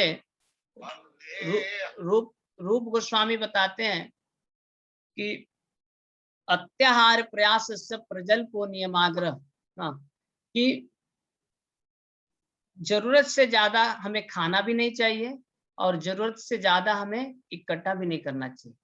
जितनी आवश्यकता है इस जीवन को निर्वाह करने के लिए उतना ही प्रयास करना चाहिए, और ऐसे चीजों के लिए प्रयास नहीं करना चाहिए जो हमें प्राप्ति नहीं होने वाला है। ये भी रूप गोस्वामी बताते हैं। और वहां पे प्रभुपाद जी लिखते हैं कि हम अत्याहार का मतलब क्या हो गया, कि जैसे वहां पे उदाहरण तात्पर्य में प्रभुपाद जी एक उदाहरण देते हैं कि एक सड़क के ऊपर, सड़क पे चावल का, अनाज का बोरी पड़ा हुआ है, और वहां पे पक्षी आती है, चिड़िए आते हैं और वो अन्न के दाना को चूज कर जाते हैं, जितना आवश्यकता रहता है वो खाकर या लेकर चले जाते हैं। लेकिन प्रभुपाद बोलते कि अगर वहां पे कोई दूसरा कोई मनुष्य आएगा तो पूरा बोरी लेके चला जाएगा ना, मतलब जितनी आवश्यकता नहीं है। अन्य जो पशु पक्षी कोई स्टोर नहीं करते, ऐसा जमा करके नहीं रखते, लेकिन हमें भय रहता है, हम उसके पीछे ना प्लानिंग करते रहते हैं, हमें जरूरत से ज्यादा रहता है, फिर भी हम उसके लिए प्रयास करते रहते हैं। यहाँ तक कि भक्त लोग भी पैसे के पीछे, इस संसार के वैभव के पीछे भी भागते हैं। लेकिन रूप गोस्वामी बोलते हैं कि हमें जितनी आवश्यकता है, सिंपल लिविंग, हाई थिंकिंग, अगर हम अपना लिविंग हाई कर लेंगे तो फिर हमारा थिंकिंग ही नहीं होगा, हम कृष्ण का चिंतन ही नहीं कर पाएंगे, हमें उतना समय ही नहीं मिलेगा। इसलिए गृहस्थों को सरल रहना चाहिए, उतना ही मेहनत करना चाहिए जिससे कि उनका जीवन निर्वाह अच्छी तरह से हो जाए, और भविष्य का भी उस तरह से हमें नियोजन करना चाहिए ना। करोड़ रुपए हमें नहीं चाहिए ना। तो चैतन्य महाप्रभु कहते हैं रघुनाथ दास गोस्वामी को कि ग्राम कथा न सुनबे, ग्राम वार्ता न कहिबे, भाल न खाइबे आर भाल न परिबे, कि हमें न तो सामान्य लोगों की तरह बोलो और न वे जो कहे उसे सुनो। मतलब ग्राम कथा न सुनबे, कि हमें इस संसार के बातों को सुनना नहीं चाहिए, इस संसार के विषयों की बात है उसको सुनना नहीं चाहिए। और ग्राम कथा जो कृष्ण से हटकर है, जो भगवान के भक्ति से हटकर है, ऐसी चर्चाएं, ऐसी निंदाएं या इस संसार की बातें जो है हमें नहीं करना चाहिए। भाल न खाइबे आर भाल न पीबे ना, और न हमें बहुत स्वादिष्ट भोजन करना चाहिए और न ही सुंदर वस्त्र पहनना चाहिए। इस प्रकार से चैतन्य महाप्रभु जो है रघुनाथ दास गोस्वामी को आदेश दे रहे हैं, जिससे कि हम हमारा जिस प्रकार का जीवन शैली रहेंगे वैसी लोग सीखेंगे। ये प्रचार के अंतर्गत आता है। और हमें तीसरा है कि अनुचित व्यवहार जो है, अगर हम सदाचार का पालन न करें, अनुशासित न रहें, आज्ञा का पालन न करें, नियम नीति विधि विधानों का पालन न करें, तो और अगर हम अनुचित व्यवहार करते हैं तो उससे क्या होगा, हमारी आंदोलन के ऊपर छवि ना खराब हो जाएगी। फिर लोग बोलेंगे अरे इस्कॉन वाले ऐसे होते हैं, हरे कृष्णा वाले ऐसे होते हैं। जैसे कभी कभी हमसे कुछ लोग को हम अगर थोड़े गुस्से कर देते हैं तो बोलते हैं अरे महाराज आप भी गुस्सा करते हैं ना। तो हमसे उम्मीद करते हैं कि एक साधु है तो शांत रहना चाहिए, एक साधु है तो पलटकर जवाब नहीं देना चाहिए। इस प्रकार से समाज हमसे उम्मीद करती है एक भक्त होने के नाते। भले ही वो गलत करेगा, वो बोलेगा महाराज हमारा तो छोड़ दो, हम तो संसारी है, लेकिन आप तो भगवान का हो, आप ऐसे कर रहे हो। तो इस तरह से क्या होगा, गलत हो जाएगा। तो हमें ना, जैसे बोलते ऑनेस्टी द बेस्ट पॉलिसी, हमें ईमानदार रहना चाहिए। छल कपट, धोखा देना या गलत कार्य करना, ये हमारे लिए अच्छा नहीं है। जैसे एक उदाहरण बताते हैं कि हम सभी जो भी करते हैं सब भगवान कृष्ण के लिए करते हैं, उनकी सेवा के लिए करते हैं, उनकी भक्ति के लिए करते हैं। तो क्या हम चोरी करके भगवान की सेवा कर सकते हैं? हाँ, नहीं, बिल्कुल नहीं। चोरी करके हम भगवान की सेवा नहीं कर सकते हैं। हाँ, या फिर हम कुछ झूठ बोलकर ना, कुछ हम बोलते हैं करते कुछ है, तो ऐसा भी नहीं करना चाहिए।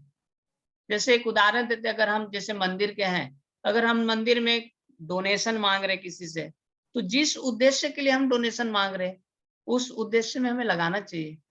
अगर हम प्रसाद के लिए मांग रहे हैं तो प्रसाद में लगाना चाहिए। हम शिल प्रभुपाद जी के वस्त्र के लिए मांग रहे हैं तो प्रभुपाद जी का वस्त्र बनाना चाहिए। नहीं तो उससे क्या होगा कि चीटिंग, धोखा हो रहा है यहाँ पे, और हमारे व्यवहार गलत हो रहे हैं। और ये जब अन्य लोग देखेंगे तो फिर उनके अंदर भी आ जाएगा कि ये भक्त जो है हमसे धोखा दिया ना। ऐसे एक व्यवहारिक बताता हूँ, क्योंकि जो लोग सेवा करते हैं तो उनकी थोड़ी उम्मीद भी रहती है। एक बार जन्माष्टमी में एक भक्त ने भगवान का ड्रेस दे दिया और दूसरे भक्त से भी उस दिन का ड्रेस दूसरे भक्तों से भी स्पॉन्सर ले लिया और दोनों भक्तों को बोलते हैं कि आपके तरफ से ही वो भगवान ने वस्त्र पहने, आपका ही डोनेशन का है, आपके द्वारा ही अर्पित किया वो वस्त्र ना। तो इस प्रकार से नहीं होना चाहिए। हाँ, जो हम कर रहे हैं भगवान के लिए कर रहे हैं ना, हम सच्चाई से करेंगे, धर्म से करेंगे, और जब धर्म से करेंगे तब तो हमारे अंदर कृष्ण प्रकट होंगे। हाँ, हमारा हृदय अगर शुद्ध नहीं है, पवित्र नहीं है ना, क्योंकि भगवान परम पवित्र है ना, परम ब्रह्म परम धाम पवित्रम परम भवाम ना, भगवान का धाम पवित्र है, भगवान पवित्र है। भगवान ऐसे ही जगह पे रहते हैं जहाँ पे जिनका हृदय पवित्र है। हम देखते हैं कि भारद्वाज ऋषि जो है प्रयाग में भगवान रामचंद्र को मिलते हैं। तो वहां पे भगवान पूछते हैं कि मैं कहाँ रहूं, आप ऐसा स्थान बताइए। तो बहुत ही सुंदर, और रामायण में वो बहुत ही सुंदर प्रसंग है। पहले तो भारद्वाज मुनि बोलते हैं कि प्रभु आप कहाँ पे नहीं हो, आप पहले वो बताओ, लेकिन फिर भी आप अगर पूछ रहे हो तो मैं बताता हूँ।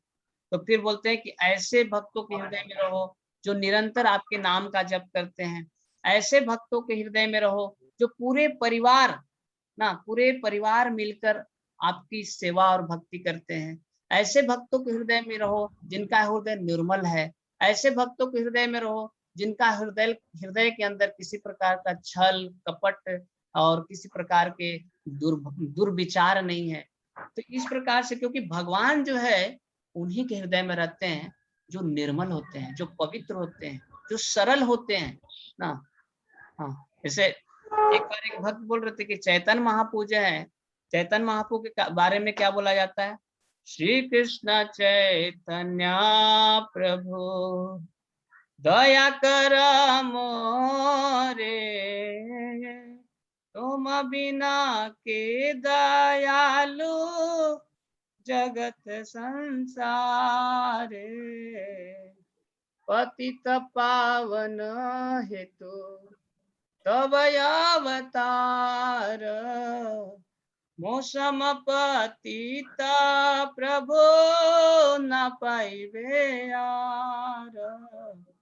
कि चैतन्य महाप्रभु के बारे में नरोत्तम दास ठाकुर बताते हैं कि चैतन्य महाप्रभु आपका तो अवतरण पतितों को पावन करने के लिए हुआ है। हाँ, तो एक भक्त बता रहे थे कि चैतन्य महाप्रभु पतित पावन है, जो पतित लोग हैं उनका पावन करने के लिए, उनको मंगल करने के लिए है, उनका उद्धार करने के लिए, उनको कृष्ण प्रेम भक्ति प्रदान करने के लिए। लेकिन चैतन्य महाप्रभु कपटी पावन नहीं है, जो कपट है, जिसके हृदय में कपट भरा हुआ है, उसके लिए नहीं आए हुए ना। जो पतित है, जो समझता है कि मैं पतित हूँ, इसलिए नरोत्तम दास क्या बोल रहे हैं कि मौसम पतित प्रभु ना पाइबो आर, कि मुझसे पतित आपको कोई मिलेगा नहीं प्रभु, इस प्रकार से बोलते हैं। तो फिर चौथा है कि बिना सदाचार का आंदोलन जो है अस्थायी रूप से नहीं रह सकता है ना। अगर एक आंदोलन को चलाना है तो वहां पे उस तरह का व्यवस्था करनी पड़ती है, उस प्रकार से नियम विधि विधान के अनुसार चलना पड़ता है। तो चैतन्य महाप्रभु ने भी दो प्रकार के प्रीचिंग किया है, एक क्लास प्रीचिंग और दूसरा मास प्रीचिंग। मतलब क्लास प्रीचिंग में की ट्रेनिंग दिया है, जैसे शिल प्रभुपाद बोले कि हमें भक्तों को ना बॉइलिंग द मिल्क बोलते हैं, ऐसा कि जिस प्रकार से दूध को उबालते हैं और जितना ज्यादा उबालेंगे, जितना ज्यादा उसको गाढ़ा बनाएंगे, उतना ही वो दूध जो है मीठा बनता है, स्वादिष्ट बनता है। ठीक उसी प्रकार से भक्त जितना अधिक आध्यात्मिक प्रशिक्षण लेंगे, जितना अधिक श्रवण करेंगे, शास्त्रों का अध्ययन करेंगे, शिल प्रभुपाद जी के प्रवचन सुनेंगे, शिल प्रभुपाद जी के नियमों का अनुपालन करेंगे अपने जीवन, उतना ही अधिक जो है उनके अंदर वैष्णव गुण बढ़ेंगे, उतना ही अधिक जो है उनके अंदर भक्ति बढ़ेगा। तो चैतन्य महाप्रभु ने रूप गोस्वामी, सनातन गोस्वामी, इस 6 गोस्वामियों को जो है 6 गोस्वामियों को उन्होंने विशेष करके आदेश दिए, उनको शिक्षाएं दिए। और रूप गोस्वामी को प्रयाग में जो है उनको शिक्षाएं देते, भक्ति की शिक्षाएं देते हैं, आदेश देते हैं, भक्ति के विज्ञान के बारे में बताते हैं। सनातन गोस्वामी को भी चैतन्य महाप्रभु ने वाराणसी में उनको शिक्षाएं दिए। लगभग 1 महीने तक चैतन्य महाप्रभु सनातन गोस्वामी के साथ थे। हरे कृष्णा। हरे कृष्णा। भक्त अपना म्यूट कर सकते हैं, आवाज आ रही बैकग्राउंड में। तो चैतन्य महाप्रभु ने सार्वभौम भट्टाचार्य हो गए, रूप गोस्वामी हो गए, सनातन गोस्वामी हो गए, प्रबोधानंद सरस्वती हो गए, गोपाल भट्ट गोस्वामी हो गए, इन सभी को समय दिया, उन सभी को ये जो भक्ति का विज्ञान है उसका उनको ज्ञान दिया चैतन्य महाप्रभु ने। तो यही जो है, जो कि एक एक भक्त ने ना, रूप गोस्वामी, सनातन गोस्वामी, गोपाल भट्ट गोस्वामी, इन्होंने ही तो चैतन्य महाप्रभु के आंदोलन को आगे बढ़ाया और स्थापित भी किए। और दूसरा है मास प्रीचिंग। चैतन्य महाप्रभु नगर संकीर्तन किया, घूम घूम के प्रचार किए, साउथ इंडिया गए, इस तरह से। तो उस प्रकार से हम लोग भी 2 प्रकार का प्रचार करते हैं। एक जो है अलग अलग प्रकार के गीता कोर्स करते हैं, भक्ति ब्रिज करते हैं, रेगुलर सत्संग करते हैं, जिसमें लोग अच्छी तरह से प्रशिक्षित हो जाए। और दूसरा हम लोग नगर संकीर्तन भी करते हैं, बाहर रोड पे जाकर नगर संकीर्तन करते, बुक डिस्ट्रीब्यूशन करते, और फिर उससे भी लोग ये भक्ति में आ जाते हैं। तो चैतन्य महाप्रभु सनातन गोस्वामी को आदेश देते हैं। जब जगन्नाथपुरी में हैं तो उनको आदेश देते हैं कि कृष्ण भक्ति, कृष्ण प्रेम, सेवा परिवर्तन, लुप्त तीर्थ उद्धार, आर वैराग्य शिक्षण। चैतन्य चरितमृत आप लिख सकते हैं, इसका मैं फिर व्हाट्सएप में शेयर भी कर दूंगा श्लोक को। चैतन्य चरितमृत आदि लीला, अंत लीला, अध्याय 4 और श्लोक संख्या 80। कृष्ण भक्ति, कृष्ण प्रेम, सेवा परिवर्तन, लुप्त तीर्थ उद्धार, आर वैराग्य शिक्षण। चैतन्य महाप्रभु बोलते हैं कि आप वृंदावन में जाओ, अब वृंदावन में कृष्ण भक्ति, कृष्ण प्रेम, कि कृष्ण भक्ति की शिक्षा जो है उसको अपने जीवन में उतारो और लोगों को सिखाओ। शास्त्र का जो सार है, उसका मर्म जो है उसको प्रस्तुत करो। तो पहला है कृष्ण भक्ति बतलाना, कि सभी शास्त्र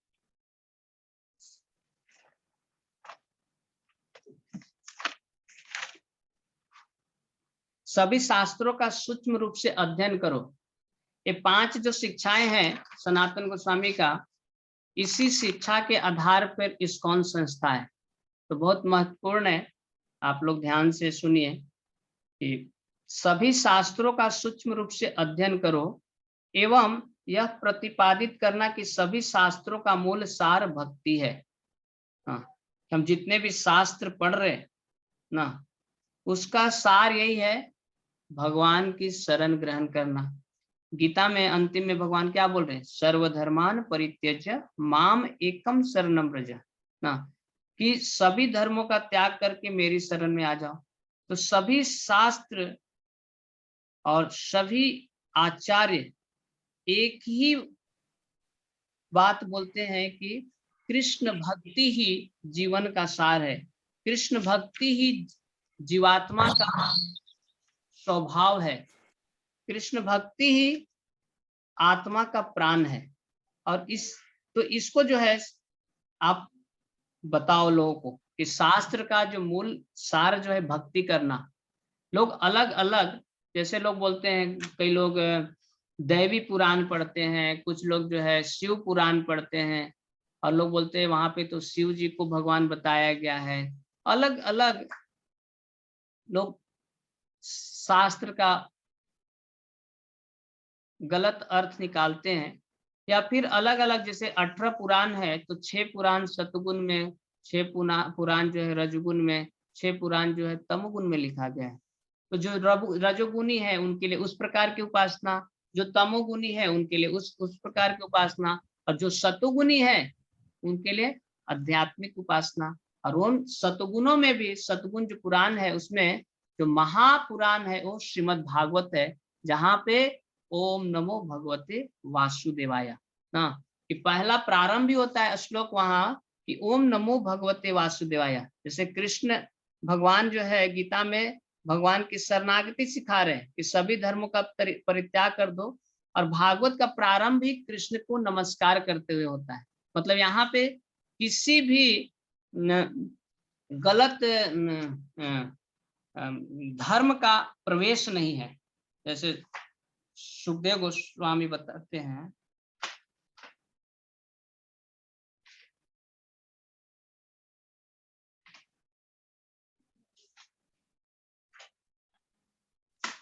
धर्म प्रोजित कैतव, मतलब कि श्रीमद् भागवतम में कैतव धर्म, जिसको प्रभुपाद जी ने चिटिंग धर्म बोलते हैं, जो धोखा देने वाला धर्म है, उसका स्थान श्रीमद् भागवतम में नहीं। यहाँ पे भागवतम मतलब शुद्ध भक्ति के बारे में चर्चा की गई।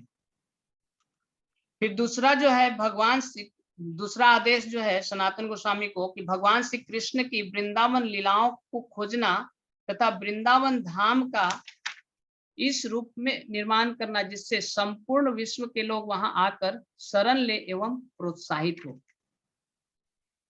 जब भगवान श्री कृष्ण इस धरा को छोड़कर चले गए तो लगभग 4.5 साल हो गए थे, 4,500 साल हो गए थे। तो काफी चीजें जो है भगवान की लीला स्त्री थे वो सभी लुप्त हो गए। कौन से भगवान की लीलाएं कहाँ पे हुई, कालिया दाह कहाँ पे था, फिर वराह घाट कहाँ पे थे, फिर अलग अलग, जैसे चैतन्य महाप्रभु भी जाते हैं वृंदावन में, गिरिराज की तलहटी में जाते हैं, तो वहां पे पूछते हैं कि श्याम कुंड राधा कुंड कहाँ पे है, तो कोई बता ही नहीं पाते। अरिष्ट गांव, उस गांव का अरिष्टासुर का जो भगवान ने वध किया था, इसलिए उस राधा कुंड का नाम अरिष्ट गांव था। तो वहां पे लोगों को मालूम नहीं है कि राधा कुंड श्याम कुंड क्या होता है, कहाँ है।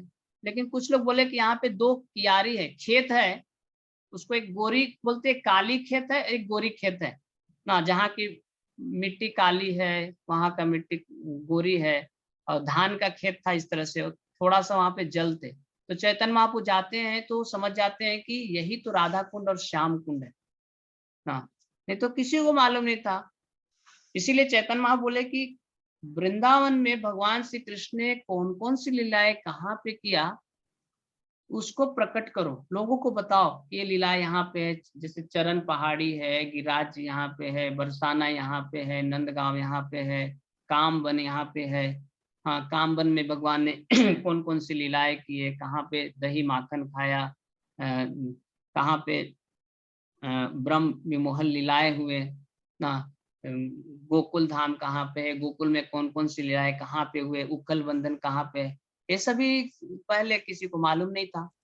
ये सनातन गोस्वामी को आदेश दिए, और फिर सनातन गोस्वामी गए और प्रमुख करके जो ब्रज का आचार्य जो है नारायण भट्ट गोस्वामी को बोलते हैं, जिन्होंने 84 कोष ब्रजमंडल जो है परिक्रमा उसका मार्ग निर्धारित किया, और उन्होंने बहुत सारे ब्रज की लीलाओं को प्रकट किए हैं। तो सनातन गोस्वामी को बोलते हैं कि आप वृंदावन में जाओ और लीला स्थली को खोल जो कि कहाँ कहाँ पे कौन सी लीलाएं हुए हैं, जिससे और खोज कर इस रूप में निर्माण करना जिससे संपूर्ण विश्व के लोग वहां आकर शरण ले एवं प्रोत्साहित हो। तो अभी हम वृंदावन में जाते हैं तो कितना सुंदर लगता है। हाँ, केसी घाट है, फिर जब हम गिरिराज में जाते हैं तो वहाँ पे मानसी गंगा है या कुसुम सरोवर है, इन सभी कुंडों का निर्माण, राधा कुंड श्याम कुंड का निर्माण, ये सब जो किए गए हैं, सुंदर मंदिरों का निर्माण किए गए हैं, ये सभी जिससे कि लोग वहां पे आकर शरण ले। और आज देखते हैं कि पूरे विश्व से लोग आते हैं वृंदावन में और वृंदावन की शरण लेते हैं। फिर तीसरा आदेश देते हैं कि भगवान श्री कृष्ण के सुंदर मंदिरों का निर्माण करना और अर्च विग्रहों की स्थापना करना। कि आप वृंदावन में जाओ और सुंदर मंदिर बनाओ, विग्रह की स्थापना करो और भगवान की सेवा की जो अर्चना पद्धति है उसके विषय में लोगों को बताओ कि भगवान की सेवा कैसे करनी चाहिए, किस तरह से करना चाहिए ना, क्या नियम होने चाहिए। तो जैसे इस्कॉन में भी एक किताब है ना, अर्चना पंचरात्रिक विधि के अंतर्गत अर्चना पद्धति करके है, उसमें राधा रमन महाराज ने लिखा है उस बुक को। अलग अलग नारद पंचरात्रिक से और अलग जगह से उन्होंने संकलन किए हैं कि भगवान को भोग कैसे लगाना है, भगवान को कैसे उठाना है, शुद्धिकरण मंत्र है, भूत शुद्धि है, अलग अलग जगह से। क्योंकि भगवान के पास जाना है, भगवान की सेवा करना है तो हमें पवित्र होना पड़ेगा ना। ऐसी नहीं कि बिना स्नान किए चले गए, हाँ नहीं, स्नान करने पड़ेंगे, आचमन करने पड़ेंगे, भूत शुद्धि करना पड़ेगा। ना भूत शुद्धि मतलब कि शरीर की शुद्धि करना पड़ेगा। हाँ, ये समझना पड़ेगा कि हम शरीर नहीं है, हम आत्मा है ना, हम भगवान के नित्य सेवक है। इस प्रकार की अनुभूति होनी चाहिए ना। किस प्रकार से भोग बनने चाहिए, कितनी शुद्धता से होनी चाहिए, क्या क्या नियमों का पालन करना चाहिए, इस सभी सनातन गोस्वामी ने ये चैतन्य महाप्रभु के मार्गदर्शन में आदेश के अनुसार किया। और वृंदावन का सबसे पहला जो बोलेंगे गोस्वामियों का जो विग्रह है वो राधा मदन मोहन, जो केसी घाट पे हम जाते हैं, जहाँ पे कालियादह है, कालियादह के आगे जाते हैं तो केसी घाट के पहले जमुना के तट पे जो है राधा मदन मोहन जी का मंदिर है। और फिर सनातन गोस्वामी ने इतने भव्य ना मंदिर बनाया, वहां पे राधा मदन मोहन जी की स्थापना किए और सेवा की विधि भी बताए। फिर चौथा जो है चैतन्य महाप्रभु बताते हैं कि अपने स्वयं के आचरण से सिखाना कि वैष्णव कैसा हो ना। एक भक्त कैसे होते हैं ना, तुम अपने जीवन में आचरण करो जिससे लोग सीखेंगे कि वैष्णव के शिष्टाचार के उदाहरण को प्रस्तुत करना। कि केवल चैतन्य महाप्रभु उनको बोले कि केवल शास्त्र का ज्ञान ही जरूरत नहीं है, कोई शास्त्र में बहुत निपुण हो सकता है, हाँ, लेकिन साथ में उसको व्यवहारिक ज्ञान भी होना चाहिए ना, उसको सदाचार भी मालूम होने चाहिए ना। कि कोई वरिष्ठ है, कोई कनिष्ठ है ना, उसमें भेद होना चाहिए। और जो बद्ध जीव हैं उनके प्रति जो है एक योग्य व्यवहार होने चाहिए, उनके अंदर करुणा होनी चाहिए। जो वरिष्ठ है उनके प्रति आदर, पूजा भाव। जो छोटे हैं, कनिष्ठ हैं, हमसे छोटे हैं, तो उनके प्रति प्रेम भाव होना चाहिए। और जो अज्ञानी हैं, जिनको कृष्ण भक्ति मालूम नहीं, भक्त क्या होते, भगवान क्या होते, भक्ति क्या होता, गीता भागवत क्या होता है, तो उनके प्रति करुणा रखना चाहिए, दया भाव रखना चाहिए और उनको उनके लेवल के अनुसार बताना चाहिए। जैसे नवा जो है नाम अपराध क्या है ना, अश्रद्धालुओं को कृष्ण नाम की महिमा का उपदेश करना। अश्रद्धालुओं को कृष्ण नाम की महिमा का उपदेश करना ये नवा अपराध है। तो क्या इस जो भगवान को नहीं मानते तो उनको प्रचार नहीं करना है? करना है, लेकिन उनके लेवल के अनुसार करना है ना। उनको उस लेवल से, कोई अगर स्टूडेंट है तो उनको उस लेवल से बताओ, हाँ जप करो, आपको ना ये शुद्ध भक्ति नहीं है, ये शुद्ध भक्ति की शिक्षा नहीं है, लेकिन वो बाद में शुद्ध भक्ति में आ जाएंगे। क्योंकि अभी तो आर्त अर्थार्थी जिज्ञासी ज्ञानी ना, तो अभी तो आर्त अर्थार्थी लोग है, कुछ अर्थ के लिए आते हैं पैसे के लिए आते हैं भगवान के पास, और नहीं तो प्राय जो है जो इस संसार से हैरान परेशान हो जाते हैं वो लोग भगवान के पास आते हैं ना। तो कोई हम लोग में से आप लोग होंगे ना, आप लोग शुद्ध भक्त हैं, बहुत महान भक्त हैं, लेकिन प्राय हम लोग जो है इस संसार से परेशान रहते, कुछ तकलीफ हो जाती, मानसिक पीड़ा हो जाती है, तो चलो मंदिर में जाएंगे, मन शांति मिलेगा, थोड़ा वहां पे बैठेंगे। इस प्रकार के शांति की ही तलाश में हम आते हैं यहाँ पे मंदिर में। तो उनको उस लेवल से प्रचार करना चाहिए। और पांचवा जो है कि अपनी उदाहरण से बताना चाहिए कि बैरागी का जीवन कैसे होना चाहिए ना। जैसे हम 6 गोस्वामियों के बारे में सुनते हैं हाँ, कि निद्राहार विहार से ना, जिन्होंने निद्राहार विहार से विजतो चात्यंत दिनों से, जो उन्होंने अपने निद्रा का त्याग कर दिया, भोजन करना त्याग कर दिया, दिन भर जो है भगवान के नाम लेते थे, दिन भर शास्त्रों का, 6 गोस्वामी लोग वृंदावन में दिन भर शास्त्रों का अध्ययन करते थे, चर्चा करते थे, ग्रंथ लिखते थे, रात में जो है भगवान का नाम लिया करते थे।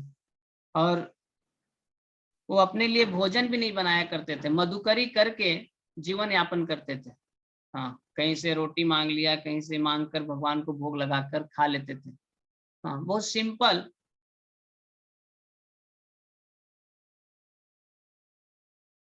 सिंपल जीवन हुआ करता था उनका। तो वैष्णव सदाचार का जो सार है, वैष्णव आचरण, तो उसमें आता है कि भक्तों का जीवन जो है सादा जीवन और उच्च विचार होना चाहिए ना। Simple living, high thinking. जैसे गुरु महाराज भी हमेशा बोलते हैं कि simple living, high thinking. High thinking मतलब कृष्णाज थिंकिंग, कृष्ण के बारे में सोचना, भक्ति के बारे में सोचना, नाम के बारे में सोचना कि मैं कैसे नाम को बढ़ाऊं, मैं कैसे नाम को गुणवत्ता पूर्वक करूं। हाँ, किस प्रकार से हम श्रवण में रुचि बढ़ाएं, किस प्रकार से हम सेवा में रुचि बढ़ाएं, किस प्रकार से हम अधिक से अधिक भगवान की सेवा कर पाएं, किस प्रकार से हम अधिक से अधिक प्रचार कर पाएं। तो इसको सिंपल लाइफ, हाई थिंकिंग बोलते हैं। मतलब कि आप अपने बारे में सोच रहे हो, आत्मा के कल्याण के बारे में सोच रहे हो। एक जो भक्त होते हैं ना, हमेशा उत्कंठित रहते हैं, हमेशा चिंतित रहते हैं, हमेशा ये सोचते हैं कि कैसे मैं अधिक से अधिक ना अपने कल्याण के लिए करूं, भक्ति कैसे अधिक से अधिक करूं। हाँ, और अगर हम बहुत ज्यादा ना, अगर हम जीवन शैली अगर बहुत कॉम्प्लिकेटेड करेंगे तो हम उतने समय नहीं मिलेगा कि हम भक्ति कर पाए। हाँ, अगर कोई भक्त है, अगर 15 घंटा 16 घंटा अगर वो जॉब करते हैं ना, या काम करते हैं, बिजनेस करते हैं, तो कब सोएंगे और कब वो जप करेंगे, कब वो मंदिर जाएंगे, कब वो शास्त्र का अध्ययन करेंगे, संभव नहीं है ना। इसलिए ऐसा भक्तों को रहना चाहिए जिससे कि उनको पर्याप्त रूप से उनको भजन करने के लिए, भक्ति करने के लिए समय भी मिले, और साथ में उनकी जो जिम्मेदारियां हैं उसको वो पूरा कर सके। क्योंकि गृहस्थ जो है, गृहस्थ को डबल जिम्मेदारी है, एक घर गृहस्थी की भी जिम्मेदारी है और अपने आत्मा का कल्याण का भी जिम्मेदारी है ना। रिलेटिव को देखना पड़ता, पूरा समाज देखना पड़ता, परिवार देखना पड़ता, उनके काम धंधे बिजनेस देखने पड़ते, जॉब देखने पड़ते। तो बहुत ना, बोलते हैं कि ब्रह्मचारियों से भी ज्यादा जो अगर महान है तो गृहस्थ है आप सभी। क्योंकि आप लोगों ने बहुत सारे जिम्मेदारियां लेकर ये भगवान की भक्ति कर रहे, ये बहुत बड़ी गौरव का विषय है, बहुत बड़ा जो है महान कार्य आप लोग कर रहे हैं ना। हम तो बस सुबह उठते हैं, मंगल आरती करते हैं, दिन भर मंदिर में ही रहते हैं, सेवा करते हैं ना। जैसे एक बार राधे श्याम को बता रहे थे कि कोई चिंता ही नहीं ब्रह्मचारियों को, नो टेंशन ना, कि कहाँ से रोटी आएगा, कहाँ से सब्जी आएंगे ना। बस क्या करो, केवल हरि हरि करते रहो ना, हरे कृष्णा करते रहो और गरम गरम प्रसाद खाते रहो ना। हम लोग मंदिर में रहते हैं, मंगल आरती करते हैं, साथ में बैठ के जप करते हैं, भागवत करते हैं, भागवत श्रवण करते हैं। उसके बाद जब हम आते हैं तो बहुत गरम गरम प्रसाद मिलता है। शाम को भी दिन भर सेवा किया, शाम को गरम गरम प्रसाद मिल गया, रात को दूध भक्त लोग पी लेते हैं ना। लेकिन आप लोग जो है इतना बड़ा त्याग कर रहे ना, बहुत बहुत बड़ी बात है। लेकिन सबसे महत्वपूर्ण बात यह है कि हमें पर्याप्त रूप से अपने भजन के लिए समय निकालना चाहिए।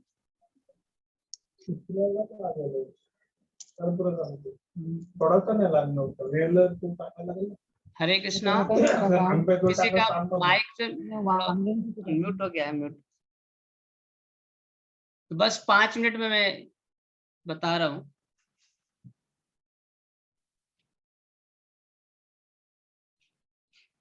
और भक्ति का जो स्वर्णिम जो सिद्धांत है ना, जैसे हम बोल सकते भक्ति का स्वर्णिम जो सिद्धांत है, golden principle of devotional service बोलते हैं कि निरंतर भगवान का नाम लेना।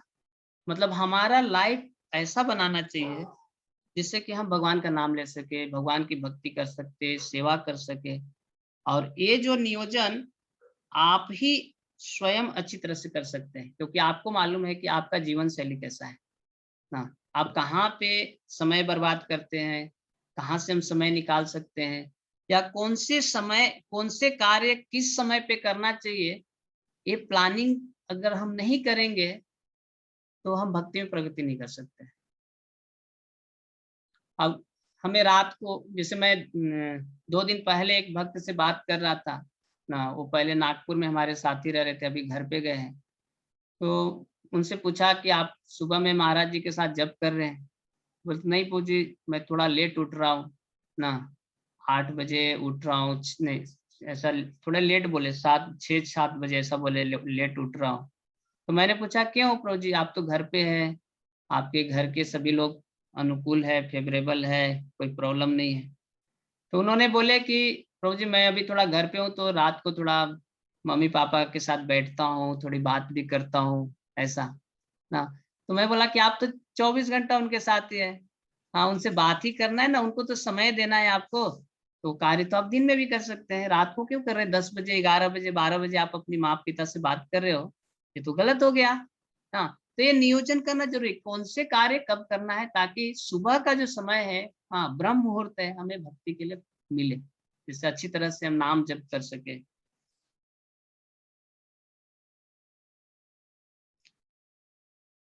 तो अभी हम यहाँ पे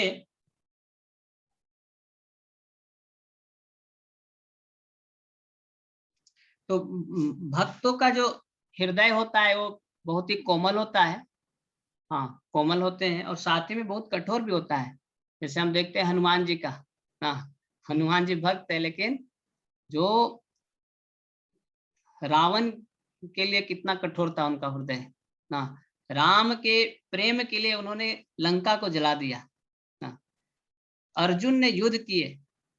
तो भक्त का मतलब ये नहीं होता, प्रपात बोलते हैं कि भक्त ऐसे बैठे नहीं रहते, कभी जब समय आया तो फिर वो युद्ध में भी उतरते हैं। लेकिन वो कार्य हमें नहीं करना है, हमें हमेशा नम्र ही बने रहना है ना। काम क्रोध लोभ मोह मत मात्सर्य जो है, तो काम को भी हम भगवान की सेवा में लगा सकते हैं, हाँ क्रोध को भी हनुमान जी ने लगाया, अर्जुन ने लगाया, हाँ लेकिन हमें क्या करना है, क्रोध को पी जाना है, हाँ और नाम लेते रहना है। हमें दूसरों को दोष नहीं देखना चाहिए, दूसरों की निंदा नहीं करना चाहिए ना, हाँ सदैव हमें सत्य आचरण करना चाहिए।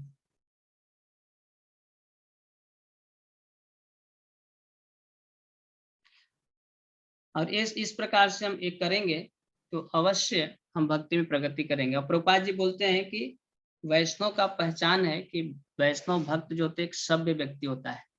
तो हमें एक जेंटलमैन, प्रभुपाद बोलते हैं जेंटलमैन, डिवोटी मतलब जेंटलमैन। तो ये जो प्रशिक्षण वर्ग है वो हमें जेंटलमैन बनने के लिए, जैसा प्रभुपाद जी चाहते हैं उसके लिए इसको रखा गया है। और इसमें विशेष करके ये जो मेरे लिए है ना, आप सभी लोग बहुत ही अच्छे भक्त हैं, आप लोग अच्छी तरह से जप करते हैं, साधना करते हैं, सेवा करते हैं, श्रवण करते हैं। लेकिन इस लॉकडाउन में स्वयं मैं सोचा कि मैं भी इसका अब थोड़ा ये पढ़ता हूँ, कुछ सीखता हूँ, इसलिए इसको रखा गया है। तो अभी हम यहाँ पे रुकते हैं, लेकिन कुछ सूचनाएं हैं। आज लिंक हमने लेट, एक्चुअली पहले वाला ही लिंक है, कुछ भक्त, काफी सारे भक्त बढ़ गए थे। हमारा जो जूम आईडी जो हमने लिए थे उसमें 100 लोगों का ही पार्टिसिपेट्स थे, लेकिन भक्त लोग वो रजिस्ट्रेशन ज्यादा किए थे, लेकिन वो जूम आईडी अभी तक हमें प्राप्त नहीं हुआ, इसलिए पुराने पे ही हमने ज्वाइन किए और कई सारे भक्त छूट भी गए होंगे, तो अगले बार से प्रयास करूंगा सभी भक्त रहेंगे। और देखिए इसमें इस जो कोर्स का उद्देश्य है कि बहुत ज्यादा हमें ज्ञान अर्जित करना नहीं है, बहुत ज्यादा जो है हमें शास्त्र के बारे में या श्लोक है ये सब के बारे में भी ज्यादा हम चर्चा शायद न करें, लेकिन इस कोर्स का उद्देश्य है ना, इसको बोलते हैं व्यवहारिक प्रशिक्षण ना, प्रैक्टिकल डिवोशनल सर्विस, कि हमें अपने जीवन में व्यवहारिक रूप से भक्ति को अंगों को अंगीकार करना ही इस कोर्स का उद्देश्य रहेगा। हमारा नाम जप अच्छा हो जाए, हमारे नाम की संख्या बढ़ जाए, हम शिल प्रभुपाद जी का नियमित ग्रंथ पढ़े, हम अपना जप जो है ब्रह्म मुहूर्त में करें ना, हम जो है मंदिर में सेवा कर पाए, हम हमारे अंदर जो है भक्तों के प्रति जो है आदर भाव बढ़ जाए कि एक एक भक्त कितने कीमती है, कोई साधारण नहीं। आप सभी लोग हैं ना, हमें लगता कि ये तो साधारण है, ये क्या हमारे जैसा ही नहीं, ये बहुत जो है प्रिय है भगवान को, क्योंकि भगवान बोलते हैं कि वैष्णव मेरा ना प्राण, कि एक जो भक्त है वैष्णव जो है वो मेरा हृदय है, मेरे प्राण है। तो देखो हम जिनके साथ डील कर रहे हैं, जिनके साथ हम रह रहे हैं, वो कृष्ण को इतने प्रिय है, तो हमें उनके साथ कैसा व्यवहार करना चाहिए, उनके साथ किस प्रकार से हमें उनकी सेवा करनी चाहिए और उनका गुणगान करना चाहिए, जिससे कि कृष्ण प्रसन्न हो। भगवान बोलते हैं मैं अपने भक्तों के हृदय में रहता हूँ, भक्त मेरे हृदय में रहते हैं। हम प्रसंग देखते हैं कि दुर्वासा ऋषि ने अम्बरीश महाराज के प्रति अपराध किए, तो सुदर्शन उनको मारने के लिए दौड़ता है। दुर्वासा ऋषि भागते भागते जाते हैं, इंद्र के पास जाते हैं, शिव जी के पास जाते हैं, ब्रह्मा के पास जाते हैं, कोई उनको नहीं बचा पाए। लास्ट में वो जो बैकुंठ में चले गए, भगवान बैकुंठ पति के पास चले गए, नारायण भगवान के पास चले गए, और वो भगवान बोल रहे हैं कि मैं भी आपको सहायता नहीं कर सकता हूँ, क्योंकि आपने मेरे भक्तों के प्रति अपराध किया है। और वही भगवान है जिनके छाती के ऊपर भृगु मुनि जो है अपने पैर से प्रहार करते हैं, और वो भगवान उठकर उनके पैर को पकड़ लेते हैं भृगु मुनि का, और अपने हाथों से सहलाने लगते हैं और बोलते हैं कि हे मुनिवर, हे ब्राह्मण देवता, आप तो इतने पवित्र है और आपका जो चरण है इतना कोमल है, और मेरा हृदय जो है पत्थर के समान कठोर है, आपके तो अवश्य आपके पैरों में चरणों में बहुत आघात चोट लगा होगा। इस प्रकार से वो बोल रहे। उनकी पत्नी लक्ष्मी माता उनके पास बैठे हुए हैं और इस प्रकार से भगवान व्यवहार कर रहे। क्यों? क्योंकि वो भृगु मुनि उनके भक्त हैं। इतने भगवान के भक्त प्रिय हैं, और ऐसे प्रिय भक्तों के साथ हमें रहना है, भक्ति करना है, सेवा करना है, तो अवश्य भक्तों को पूजा की दृष्टि से, आदर की दृष्टि से, सम्मान की दृष्टि से हमें देखना चाहिए, उनके साथ व्यवहार करना चाहिए, उनकी सेवा करना चाहिए। कि हम इस भक्त की सेवा करूंगा तो कौन प्रसन्न होगा? गुरु प्रसन्न होंगे, शिल प्रभुपाद प्रसन्न होंगे, हमारे वरिष्ठ अधिकारी प्रसन्न होंगे, भगवान प्रसन्न होंगे। तो यही जो है इस का उद्देश्य रहेगा। और एक कोर्स है, जैसे सिंपल छोटी छोटी बातों पे हम चर्चा करेंगे कि मंदिर में जब हम जाते हैं तो किस प्रकार से दंडवत करना चाहिए, किस प्रकार से वहाँ पे व्यवहार करना चाहिए, किस प्रकार की हमें सोच होना चाहिए। दंडवत करना है, भक्तों से मिलते हैं तो किस प्रकार से बातें करनी चाहिए। जैसे हम देखते हैं कि फोन पे भक्त लोग क्या बोलते हैं? हरे कृष्णा प्रभु जी, हरे कृष्णा माता जी, दंडवत प्रणाम बोलते हैं ना। हम दूर से फोन पे दंडवत प्रणाम बोलते हैं। एक बार मैं जलगांव में या कहीं पे तो गया था, मुझे बहुत ही प्रेरणा मिली ना। हाँ, मैंने उसको अपने जीवन में कुछ समय के लिए अमल करने का प्रयास किया था, लेकिन अभी नहीं कर पा रहा हूँ। लेकिन बहुत मुझे वो अच्छा लगा कि मैं उनके साथ प्रभु जी के साथ था और उनको एक फोन आ गया, तो फोन उठाए और बोलते हैं हरे कृष्णा प्रभु जी दंडवत प्रणाम, और उन्होंने दंडवत करते हैं। मतलब देखो उनके अंदर कितने भक्तों के प्रति आदर है, सम्मान है, कि एक भक्त जो है फोन पे दंडवत करे। दंडवत एक्चुअली दंडवत करने के लिए, बोलने के लिए नहीं रहता है। हाँ, और जब हम भक्तों के पास जाते हैं तो ऐसे हरे कृष्णा बोलते हैं। उस जब दंडवत करना चाहिए उस समय हम करते नहीं, फोन पे बोलते हैं दंडवत, लेकिन वहां जाने के बाद दंडवत नहीं करते हैं। तो इस प्रकार से छोटी छोटी चीजें जो है हम सीखेंगे। तो अगले पिछले बार हमने 5 प्रश्न भी दिए थे, तो शायद भक्तों ने किए होंगे, और जिन्होंने नहीं किए तो वो प्रश्न में फिर से वो ग्रुप में डाल दूंगा। तो सभी भक्तों से निवेदन है कि एक जो है नोटबुक बनाइए, और आपको हर एक क्लास के बाद लगभग 5 प्रश्न दिए जाएंगे। उस प्रश्न को आपको हल करना है, उस नोटबुक में लिखना है। और इसके बाद जितने भक्त है, अभी मैं देख लूंगा, लिस्ट बना नहीं है, अलग अलग स्थानों से भक्त है, तो 10-10 भक्तों का हम ग्रुप बनाएंगे, और 10 भक्तों में से एक लीडर रहेंगे जो बाकी के 9 भक्तों को वो मार्गदर्शन करेंगे, और वो लीडर जो है फिर हमें रिपोर्टिंग करेंगे। तो आप लोग जो एक क्वेश्चन आंसर करेंगे, तो आपको सैटरडे तक एक क्वेश्चन कर लेना है। संडे को इसका जो है स्टैंडर्ड आंसर जो है वो ग्रुप वो लीडर को मिलेगा, और वो लीडर फिर चेक करेगा कि आपका आंसर सही है गलत है, उस तरह से। तो ये भी मालूम चला कि हमने जो श्रवण किया, हमारा ज्ञान क्या था, सही था नहीं था, और जो एग्जैक्ट ज्ञान है वो भी आपको मालूम चलेंगे। और फिर हम साधना कार्ड भी, कई सारे भक्त हैं, जैसे विद्यानगर से है, पुणे से है, और दिल्ली से है, मुंबई से भक्त हैं, तो उन लोगों को मालूम है साधना कार्ड भी, गृहस्थ लोग भी, ब्रह्मचारी लोग भी साधना कार्ड भरते हैं कि कितने बजे हमने उठा, कितने बजे जप किया, प्रभुपाद जी के हमने कितने ग्रंथ पढ़े, हाँ हमने कितनी सेवाएं की है। इस प्रकार से उस रहता है, मतलब हमारे उसमें साधना कार्ड में डेली का रहता है कि क्या क्या चीजें करनी है, उसमें मार्क्स रहते हैं इस तरह से। तो उसको हम शुरू करेंगे जिससे कि हमारा दिनचर्या अच्छा हो जाएगा। अगर हम लेट सोते होंगे तो हम जल्दी उठने लगेंगे। हमारा कई सारे भक्त रहते हैं, उनका जप जो है लेट तक चलते रहता है, रात को कुछ भक्तों का जप जो है 9 बजे 10 बजे तक चलते रहते हैं।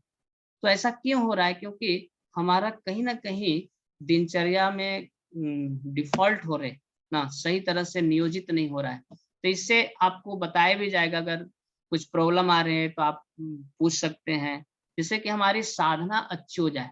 क्योंकि श्रील प्रभुपाद जी बोलते हैं कि सुबह 4 बजे उठना चाहिए, हाँ, स्नान करना चाहिए, मंगल आरती अटेंड करने चाहिए, और बैठकर 16 माला का ध्यान पूर्वक जप करना चाहिए, भागवत पढ़ना चाहिए।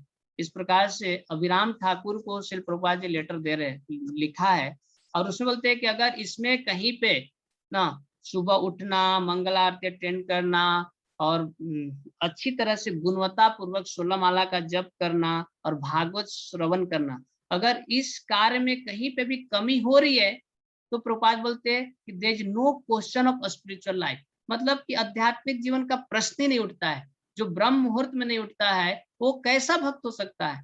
जो समय बिजनेस का है, एक बिजनेसमैन, जैसे अभी लॉकडाउन चल रहे हैं, तो हम देखते थे ऐसे में नागपुर में, अमरावती में, यहाँ पे लेट बिजनेस शुरू होते, 11 बजे 12 बजे ऐसे दुकानें खोलते थे लोग। लेकिन अभी वो समय है कि 6 बजे से लेकर 10 बजे तक खोलना है, तो वो अपना नींद छोड़कर तो बिजनेस के लिए आ जा रहे हैं। लोग नींद छोड़कर पैसे के लिए कहाँ से कहाँ जाते हैं, जॉब के लिए कहाँ जाते हैं। नागपुर से अमरावती, हाँ देखे कि लोकल इंट्रासिटी चलती है, तो लोग यहाँ से सुबह 5 बजे घर से 4:30 बजे निकल जाते हैं, रात को 11 बजे आते हैं, हाँ, और उनका दिनचर्या इस तरह से होता है। कितना कष्ट का ये मतलब जीवन होता है। तो हमें भी भगवान को प्राप्त करने के लिए ना, कि सुबह का जो ब्रह्म मुहूर्त का जो समय है कितना कीमती है ना। तो इस प्रकार से हम करेंगे, तो आपको ग्रुप में भी इंफॉर्मेशन देते हैं। तो अभी आज जो है आप प्रश्न लिख लीजिए, थोड़ा लेट हो रहे हैं फिर भी।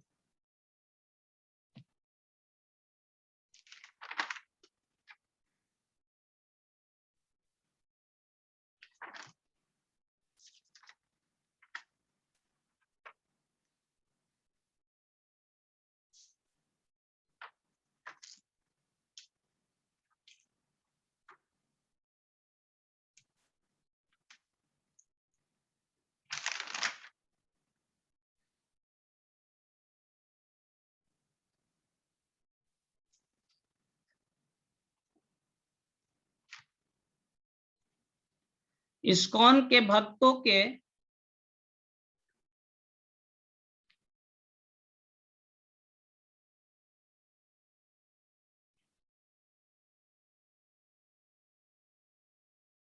इस्कॉन के भक्तों को एक आदर्श आचरण क्यों प्रस्तुत करना चाहिए?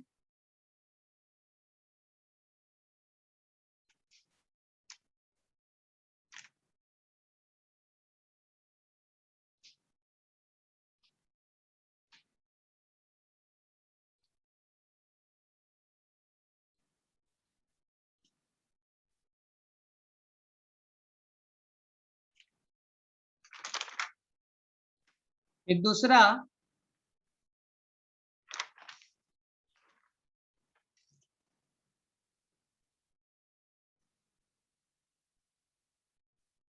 सदाचार का पालन करने का प्रमुख 4 कारण बताएं। सदाचार का पालन करने का 4 कारण।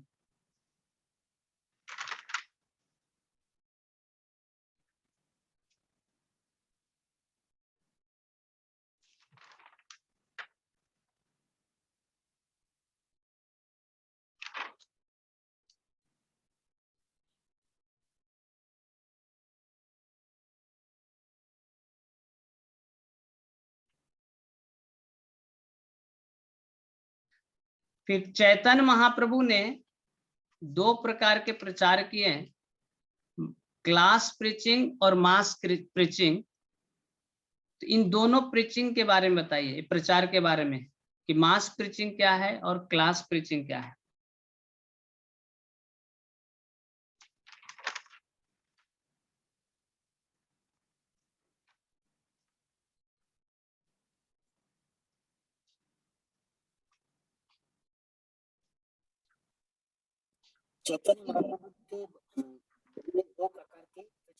चैतन्य महाप्रभु ने 2 प्रकार के प्रचार बताए हैं, एक क्लास प्रीचिंग और एक मास प्रीचिंग। तो क्लास प्रीचिंग क्या है और मास प्रीचिंग क्या है? फिर चौथा, सनातन गोस्वामी ने, भगवान चैतन्य महाप्रभु ने सनातन गोस्वामी को क्या आदेश दिए?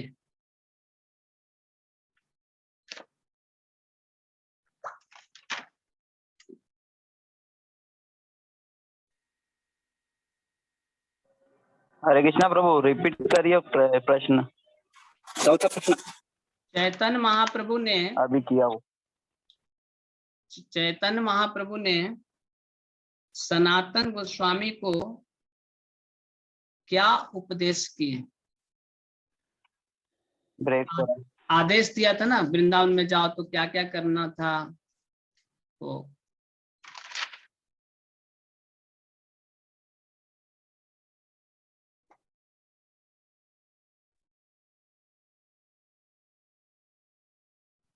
हरे कृष्णा प्रभु जी, आवाज नहीं आ रही ठीक से। चैतन्य महाप्रभु ने सनातन गोस्वामी को क्या आदेश दिए? हरे कृष्णा प्रभु जी, ग्रुप में शेयर कर सकते हैं, आवाज बराबर नहीं आ रहा है। हाँ ठीक है, ग्रुप में कर देंगे। और 5वां,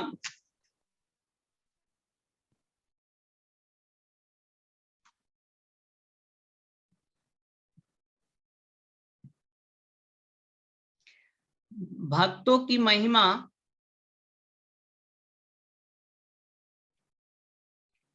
की महिमा के बारे में लिखे और भक्त भगवान को क्यों प्रिय है।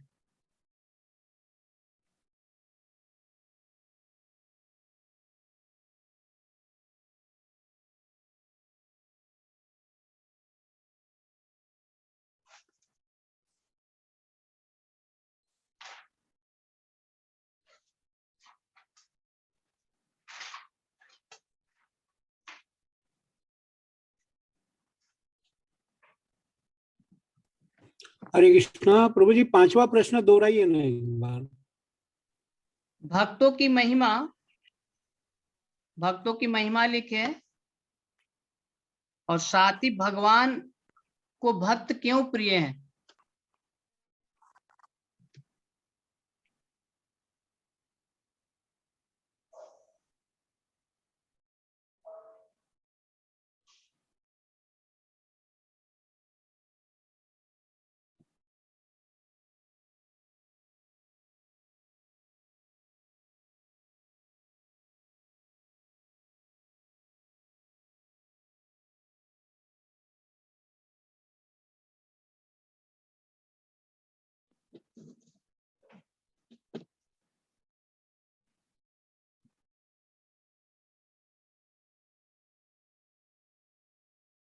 अगर कुछ प्रश्न हो तो पूछ सकते हैं कुछ।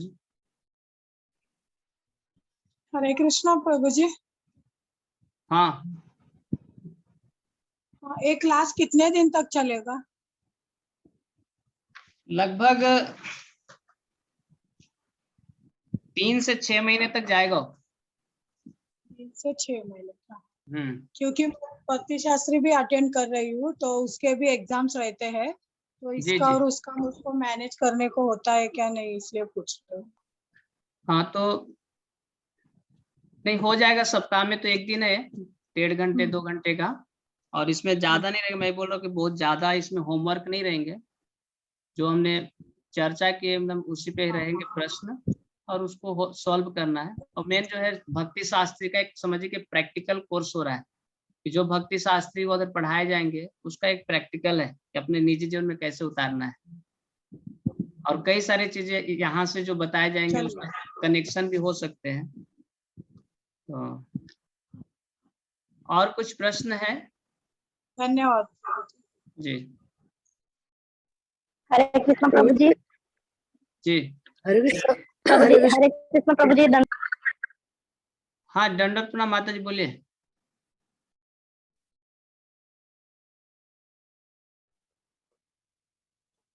हरे कृष्णा। हरे कृष्ण प्रभु जी। हाँ जी, बोलिए। कृष्ण दंडवत प्रणाम। हाँ बोलिए माता जी, दंडवत प्रणाम। हाँ, 1 घंटा का है कि 2 घंटे का है? ऑफिशियली 1.5 घंटे का है। ऑफिशियली 1.5 घंटे का है, लेकिन कभी कभी सर लेट भी हो जाते हैं। जैसे आज लेट हो गया, ज्वाइन करने में भी हो गया। और 1.5 से 2। हाँ पूछिए। प्रभु जी, ये पूछ रहा था कि आप रिकॉर्डिंग हम लोग को आएगी ग्रुप में? जी जी। 1 घंटा। हरे कृष्ण प्रभु जी। हाँ बोलिए बोलिए, एक भक्त बोलिए। हाँ प्रभु जी, ये जो आपने 5 तारीख का क्लास लिया और आज का क्लास, तो उसका जो प्रश्न है उसके, तो वो ग्रुप में शेयर कर दीजिएगा। जी जी बिल्कुल जी।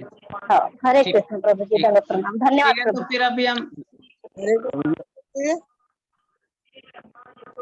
आंसर कितने डालने हैं? हाँ ग्रुप में डाल देंगे।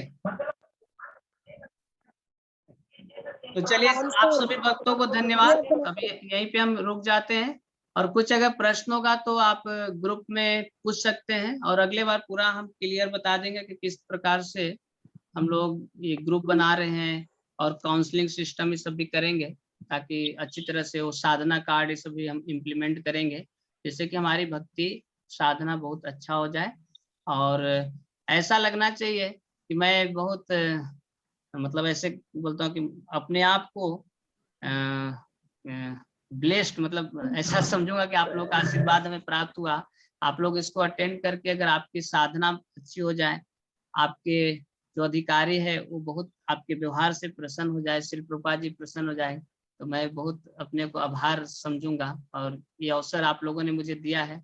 और मैंने देख रहा था कि इस ग्रुप में मुझसे कई वर्षों पुराने वरिष्ठ भक्त भी इसमें हैं, तो वो भी मुझे मार्गदर्शन करते रहेगा। अगर कुछ जहाँ पे भी लगा तो मुझे आप मार्गदर्शन कर सकते हैं, कुछ सुझाव दे सकते हैं, उसके लिए आपका स्वागत है, जिससे कि मैं अपने को सुधार करके श्री प्रभुपाद जी के लिए अच्छा मैं एक इंस्ट्रूमेंट बनूं या एक अच्छा ऑफरिंग कर पाऊं। तो यही श्री प्रभुपाद जी के चरणों में और आप सभी भक्तों के चरणों में प्रार्थना। हरे कृष्ण। हाँ ठीक है, तो फिर रुकते हैं यहाँ पे। आवाज नेटवर्क हरे कृष्णा, दंडवत प्रणाम। हाँ बोलिए माता जी। आंसर कैसे भेजने हैं, इसी में डाल दे। क्या जो क्वेश्चन दिए आपने तो उनके आंसर्स लिखकर भेजने हैं। हाँ वो बताएंगे, लिखना, एक नोटबुक बनाना है आपको, एक नोटबुक रहेगा उसमें क्वेश्चन आपको बनाने हैं। फिर आपके जो एक ग्रुप लीडर रहेंगे उनको क्वेश्चन का आंसर भेजना है, और उसके बाद वो आपको एक स्टैंडर्ड आंसर शीट भेजेंगे। फिर आप देखिए आपका सही है नहीं है, तो आपको भी उससे लाभ हो जाएगा, क्योंकि उद्देश्य है कि मतलब हम कहीं पे समझ नहीं पाए सिद्धांत। सबके भी ग्रुप लीडर बनाएंगे। हाँ जी जी, अलग अलग स्थान का ग्रुप। हरे कृष्णा। हाँ हरे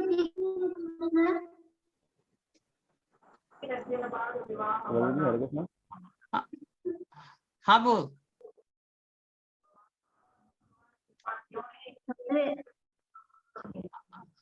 तो कितने पेज में है आज के?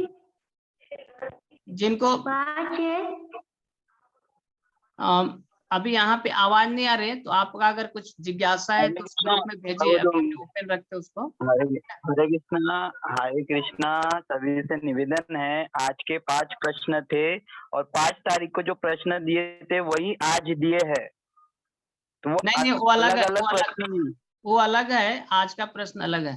तो दोनों प्रश्न हम उसमें शेयर करते हैं, और पिछले बार का लेक्चर भी शेयर कर देते हैं। हाँ ठीक है, तो फिर हम रुकते हैं यहाँ पे। जो भी वीडियो भी शेयर हो जाएगा।